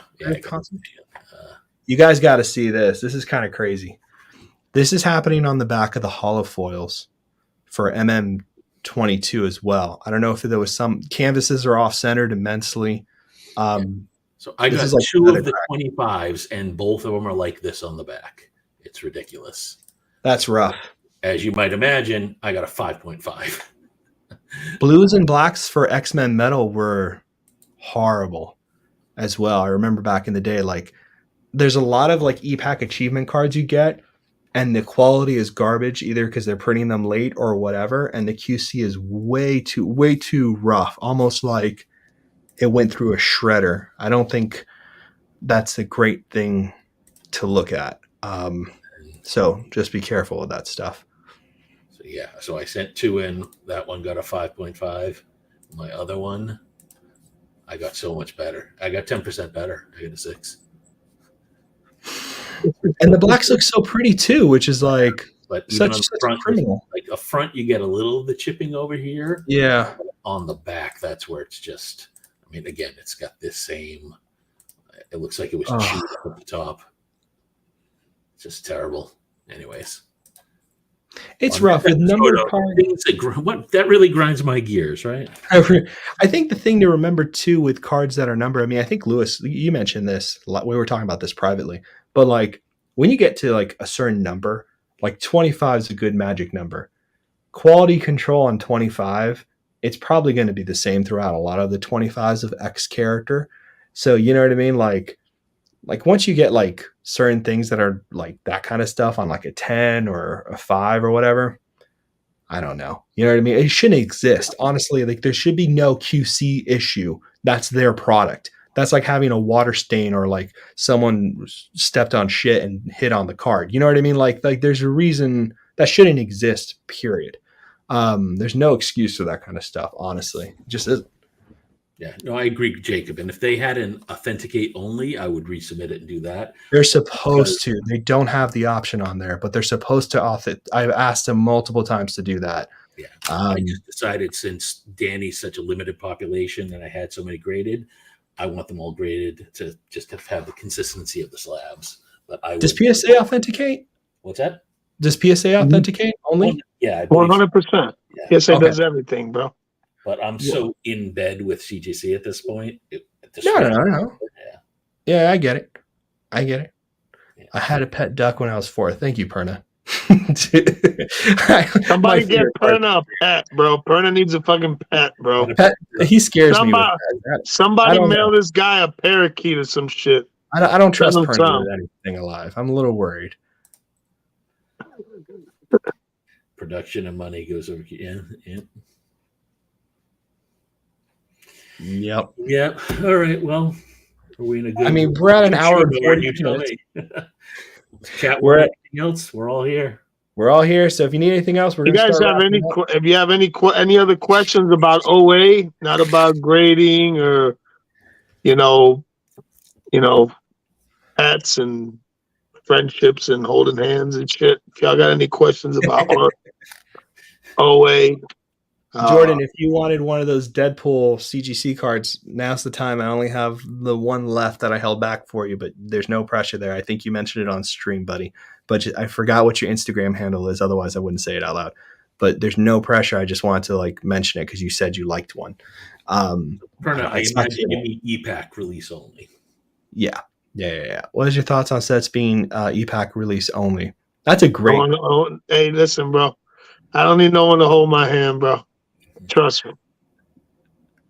Let's just have this. I'm not upset. I'm just tired, bro. I had a long day today. I offered. Okay, you too big of a man to take my hand, so I just walked away. Yeah, bro. Rejected. Start holding hands, I start falling in love. So you gotta be careful, bro. You can't hold my hand. Gotta watch out. These eyes. Start holding my hand. People might end up becoming my side chick or something. You feel me? So I try to keep hand in your pocket. Oh man. What else? I had a pet rabbit for okay, now we're talking about pet rabbits. You guys are awesome. I'm so glad you guys enjoyed the stream. In terms of EPAC release onlys, I mean, you can find the cards. I will give that to EPAC release. I think there's a lot of parallels there, which always worries me that there's so many parallels. But EPAC release does mean everybody gets a chance to buy into the product instead of having to search for stores and all this other pain in the ass kind of stuff. So kind of nice. I don't know. Do you have a particular stance on EPAC release only sets, Matt? I think it's fine. I mean, I'm not a huge fan of the digital only. It's like we said, we did the math. Even though you get a full collation of all 30, $85 to get one, and you need 10 of each. So that's $850 to make the gold set. And then you need 10 of those to make a black set. So that's $8,500 to make a black set. That just seems. And they're going to be so cheap on ComC. Like, it's not the best at all. It's very much money kind of grab thing. I think when they put an ad on it on Instagram, I asked if this was a only digital set, and someone said that someone had sent something on the Marvel Card podcast that it wasn't, and more information was coming along. And I was like, well, I don't know. I think it's a good idea to have that information up front about what's digital, what's not. I don't think you get people pumped and excited who can't follow the news every day. I think having a disclaimer is important. And I think also what's important is to have the actual video footage of what the cards look like on the site, not on a channel, not on your Twitch, but on the EPAC site. People need to see video evidence of what this stuff looks like because, like Lewis pointed out, we don't know what's glossy. We don't know what's shiny. We don't know what we're buying, basically. We're buying a very cheap scan of a picture. Yeah, there have been a few people who've done some amazing work photographing the cards. And Amazing. They're doing God's work there. They really are. And I think Upper Deck needs to go to multiple channels and do previews of this stuff video wise if they're not going to put video content on their EPAC channel, just to show a 360 of the effect. Yeah. Or just have, ComC can do it. They have an elite processing thing where you can get a much better photograph. You got to pay $2. So they should at least do that for each card. That's a template that's showing up on their site, so people get a better. They definitely should pay ComC money to do that service for them as an option, because I do think that would be really awesome for sure. We're getting some good questions here. Let's do it. About unused card original art. So I only have one, and I love it. Right. So this is one of the prelims that Dave did, but this prelim, when he did it and sent it in, this prelim got rejected. So this prelim doesn't have there's no prelim that ties to the final X23 painting, right? So the original final of this didn't exist, and the prelim of the one that was printed, there isn't one. Oh, wow. So to me, that's sort of a cool backstory and why I kept this. Dave has since redone this. Now there is a painting of this that exists. It wasn't published, but he did do a final version of this for someone. I look at it pretty much like a commission piece, like unpublished piece. Yeah, I like if you like it, it's nice. I try to stick to just published work. Yeah. But it's not bad. I have a couple unpublished pieces in my collection that I love them. They look good. You know what I mean? It's good art, great artists. But it's just a different category of something. Yeah. I don't know. Yeah. What I'm most worried about is whether some people bought some of Dan's pieces under the impression. Yeah, and it's not Dan's fault. This is all obviously. Yeah. You bought that thinking, awesome, this is going to be a published piece. And if UD doesn't fix it with the EPAC release, that's rough. I highly doubt. I was told by a close friend that why would they ever not use a piece of original artwork that's sitting in their hands? It might not be X set, but I think it will be this set. I'd be surprised if they don't. Very surprised if they don't. But I don't think they're ever not going to use something unless it's outwardly rejected because of something with a Marvel license or whatever the reason was for that, because that's a beautiful X23. But yeah. Here's a good question. What's your favorite OA you own? Let y'all answer that first. Actually, I already know the answer. The triptych. Right. Really? Yeah. Damn, Matt. That was fast. Yeah. Well, I mean, yeah. I mean, you remember my struggle at the event Yeah, and no. how I. The best. That has to be one of my favorite map memories of all time. I've never seen someone rub their head that often. You were just I was I could sweating. see flames starting in the I back was of your head. absolutely sweating. I mean, don't get me wrong. I mean, I love them all, but I mean, that one just The major piece. special. I mean, between the three characters on it, the Jim Lee costumes. I'm surprised he sold it, to be honest with you. I that was one of those pieces where he was like, I should just keep the triptychs because, like, you know what I mean? X, Y, and Z. But yeah, I mean, I have something here that means a great deal to me. I wouldn't say it's my favorite because I, I I don't have a lot of pieces, but this one took over 8 years to get from the artist, Mm, Nice. and beautiful. my mom bought me this card, this very card, and this was one of the cards I would always like keep with me in 95, and well, it's really important to me, and it was like one of those cards where I was just like, oh man, it's so cool, and like I didn't even know there was a silver insert of this. Like the guy at the stand sold my mom this card for $20 because he said, oh, it's an extremely rare insert, and she didn't know. So I had no idea there was a silver backdrop to this, a silver parallel, until much later. But yeah, this was one of my cards that I would very much be in love with for a long time before I started going even harder on collecting Surfer. And I found out who the artist was because it says it on the back. Spoke to the artist for years and years and years, and eventually, randomly, his wife, who's also his agent, hit me up. They're like, "Hey, we know you hit us up every 6 months," and was like, "Hey, you know, he's actually found them in the back." And yeah, I was lucky enough to get the Surfer, and these are the pencils. So yeah, That's awesome. Lewis? that's awesome. For me, it's real easy, bro. It's my Moon Knight Scarlet Scarab painting by Airgist. Such a good piece. Yeah, it's I remember the when one piece. I remember when you saw the final, like you were glowing. Glowing. Dude, it was the first piece I had gotten from him. Yeah. And I'll be honest with you. At first, I was on the fence because I wanted, I had envisioned like my first Gist original published painting would be like Moon Knight by himself, right? Like kicking ass, jumping across shit, doing something. And when Eric told me that it's gonna have Scarlet Scarab in it, I was kind of like, I remember. yeah, I was kind of like, and as soon as he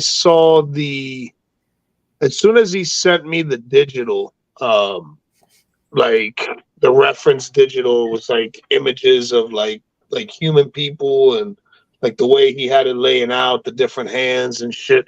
When I saw that, I was like, yo, this is gonna be crazy. And I was excited. And then when he started painting, I think the next pic he sent me, he had like Moon Knight's chest and one of his arm already done with the cape already painted, and the bottom like the foot. And I was just blown away. Yeah, it's definitely the one piece that when you walk into my office, it stands out. Yeah, that's probably my favorite. His lighting is so That's insane. what I was gonna say. Like the characters are awesome, but the light and shadows on that are Like just, And the amount of detail in the background, I think that a lot of work. yeah, and I think that's something that maybe I don't think we touched on when it comes to the original art. For me, it feels like the published cover art is more detailed and more like with the backgrounds and stuff like that. You know what I mean? Because the artist is trying to when you're a cover artist, you get that one shot to really blow the reader's minds, because the first thing you see on a comic book is the cover. Yeah. And most of the time, if the cover is fucking insane, that's gonna lure you to the comic to read, to look into it, to read it. So I feel like they get more. I don't know, man. I just feel like a cover piece. There's way more detail, way more to it it. has to be though. They're gonna print it at a much bigger size as opposed to a card too. Correct. Yeah, I will say, yeah, I've seen though, like for me, that's what I love about card art is that the card art is very similar to covers, as in the story has to present itself in one image, which is exactly what you're saying. You know what I mean? And I absolutely, that's why I think that's what we all freak out about when we look at Marvel card art, was just like, wow, here's that image of that character. You know what I mean? And something different too. Like my Surfer, that, that's the first holofoil and a masterpieces that Surfer got. And for me, out of the two, the one I love the most was this one, because there's so much story, there's so much somber, there's so much like, presence there for that story. And I really just love that piece. And I think, like you said, card art can mirror that in cover art, but cover art is usually like bigger, more detail, more back, flashy. Yeah. more flashy. Yeah, I think that makes sense for the most part. I mean, yeah, like Dan for unpublished, he had the Punisher and the Moon Girl Devil Dinosaur. Both were fantastic. Those are crazy good pieces. Yes, they are. Let's see what else we got. Yeah, like I said, we'll when we get something tells me the villa's going to fill fast, no matter how many bedrooms and beds I have. But we're gonna have to figure out what we're gonna do there. I mean, Steph, just make sure you're in Hobby Hangout, because that's where we're gonna, that's where it's gonna be posted exclusively. I think I'm going to give first dibs to everybody who was there last year, but there'll still be plenty of opportunity. And even if those fill up, we can let you know, okay, well, here's roughly where we're going to be. So, like we said, maybe we can find another place close and try to work something out. Yeah, a lot of good questions coming out. Perna says, you guys like these late night stuff. Let's go. Yeah. Preference of original art, fully painted, inks only. Y'all already know my answer, bro. I don't really collect inks. I'm not big into the pencil stuff either. Like I get it, I respect it, I know its value, its importance. But if I'm gonna buy, I need fully painted, oil, acrylic. I need to see brush strokes in the shit. I need the color. Yeah, that's a good question, Lewis. That's a great question, Perna. Matt, I want to hear your answer before I answer. No, I love them all. I mean, I've got. What's the easiest way to do this? So that's the easiest way. I've obviously got the painted ones. I've got. All right, I can't show something over there. So I've got over there some Marvel Legendary pen and ink ones that I love. Like that one. So I have those that I love. I like the pencil ones. Like I got that Simone, which is a pencil with a little color. I like the real rough ones, like that Simone where he did the rough layouts. So my answer is, if the art grabs me, it doesn't matter what the medium is. So, and I think I lost my camera. Yes, sir. We can't see. Yes, sir. Take your time. There we go. Oh, it's going to take me a second. I think I unplugged it. I'll mute you so you can do your thing. It doesn't matter. Doesn't matter. Okay. Yeah. So for me, man, so that's my only painted piece.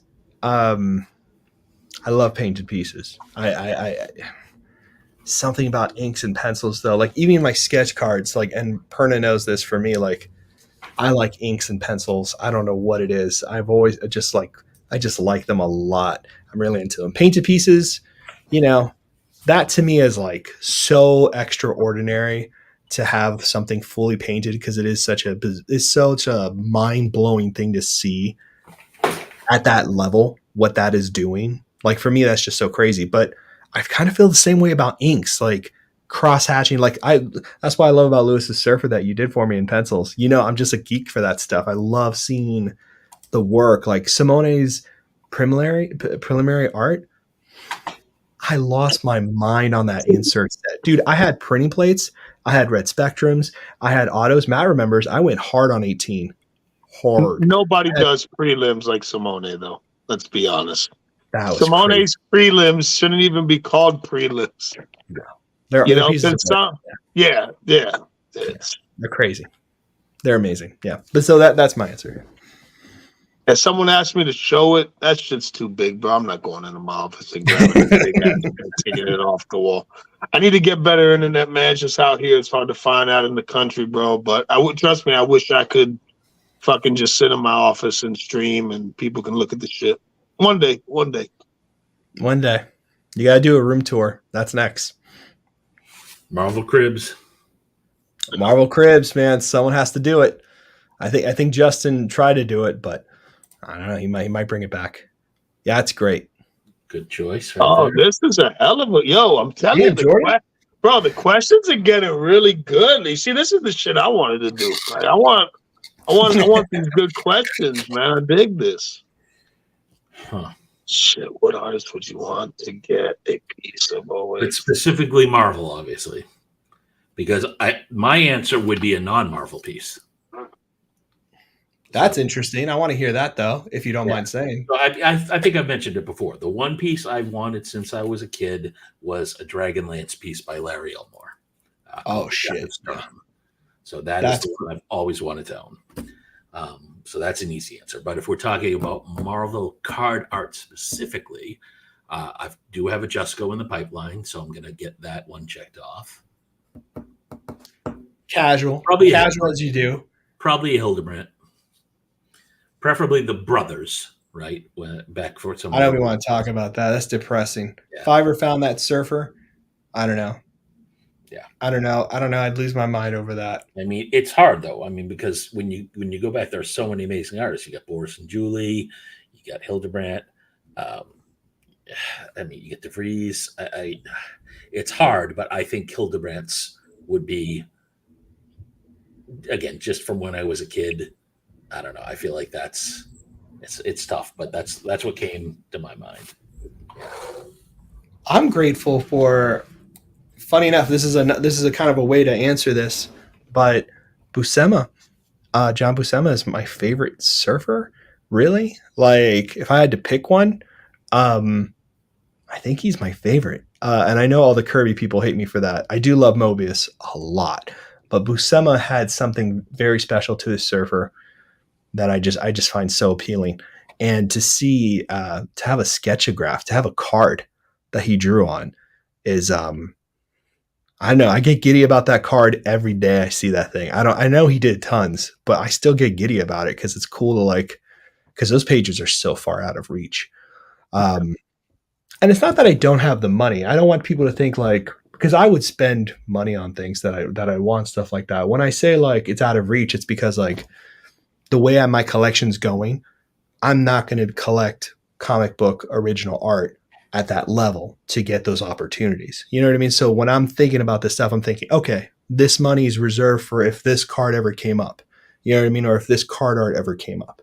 That's how I put it in my head, because I'm at the end of the day, I'm always curating this collection. That's just what I do. That's just how I like to collect that way. It's just my preference. But I get giddy about that card because of that art. Great answers in chat too. Pardon saying Nathan Nelson. Nelson's great. Sarah. Yes. Nathan Swamp Thing. Oof. Wolves Partasia. Yep. Wow, that's a deep cut, Derpa. Nice. Yeah. Lewis. There's a few artists that I like out there, obviously, and I'm thinking solely for Spider-Man because that is my top character that I do collect. I know I collect Moon Knight and Panther Heavy. I would say I wouldn't mind an Alex Ross Spider-Man. Gabriella Delato Spider-Man would be awesome. There's an artist that did a couple pieces. He did one Spawn piece that probably blew my mind. The homie Puppeteer. Yeah. Guy's a beast. Eddie Granoff would be awesome to get a piece. That's good stuff too. Federici's got some crazy art. I like Federici. Shit. Yeah.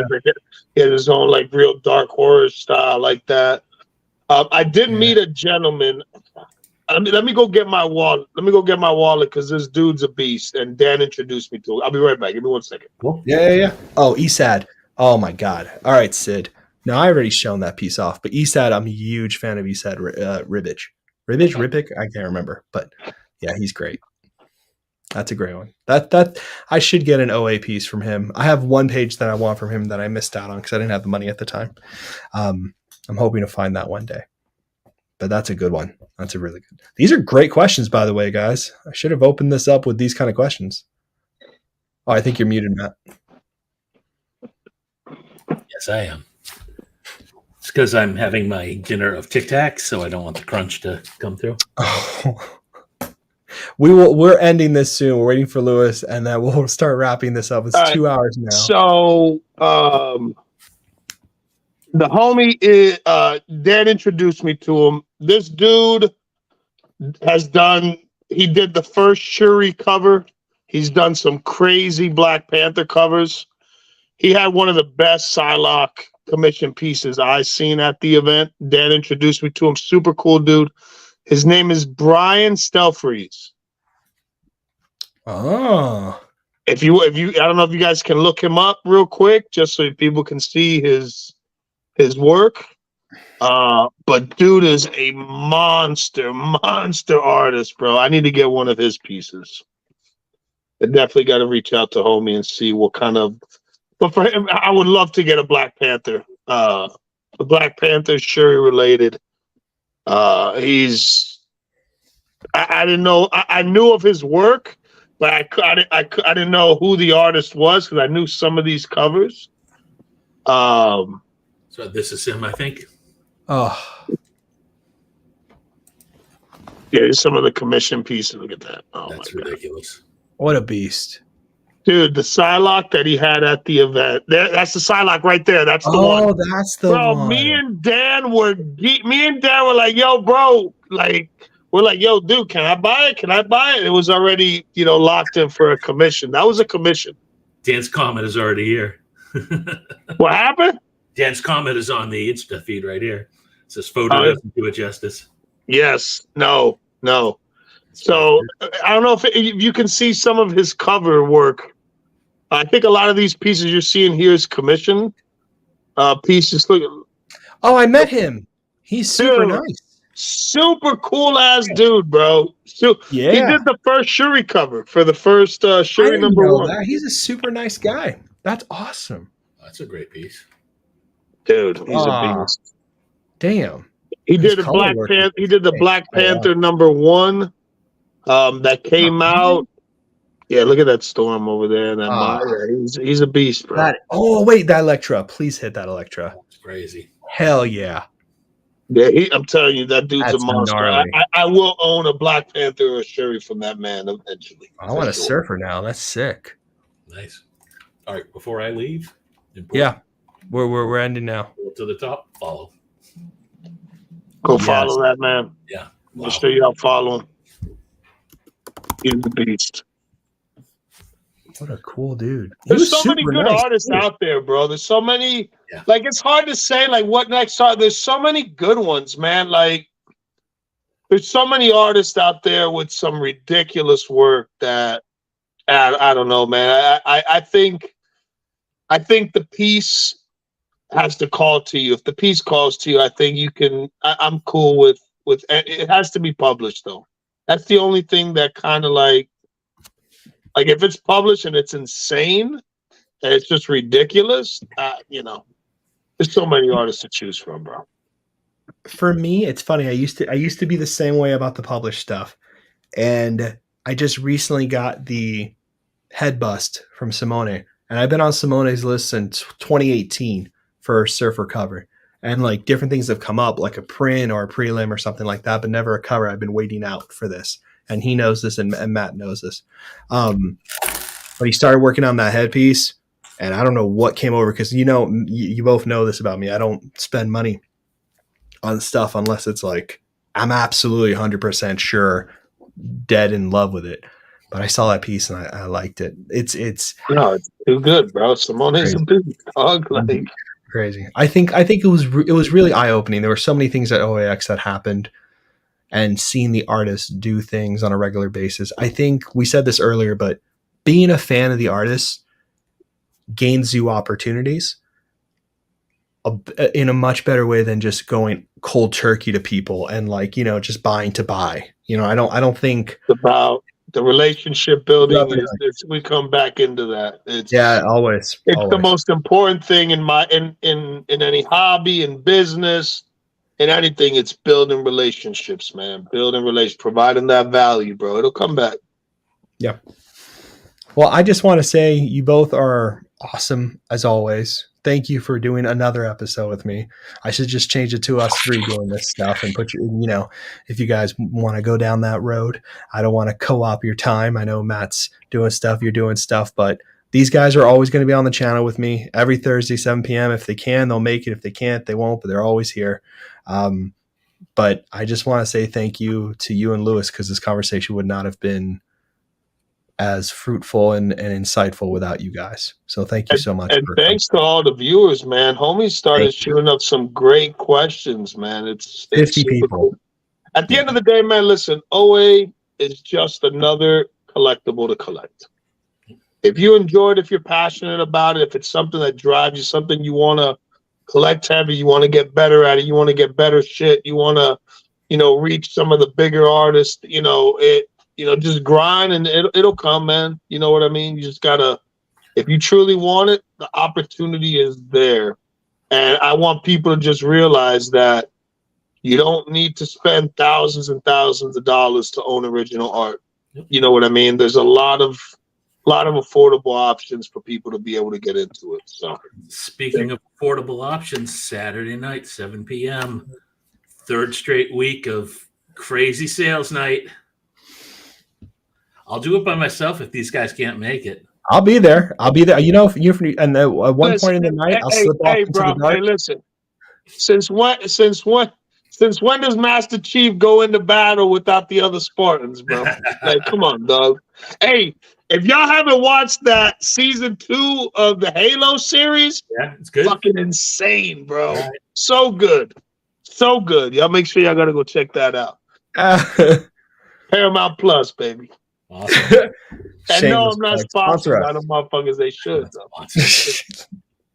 You guys have been awesome. Thank you all for watching. Hopefully this episode answered a lot of questions, gave you some insight.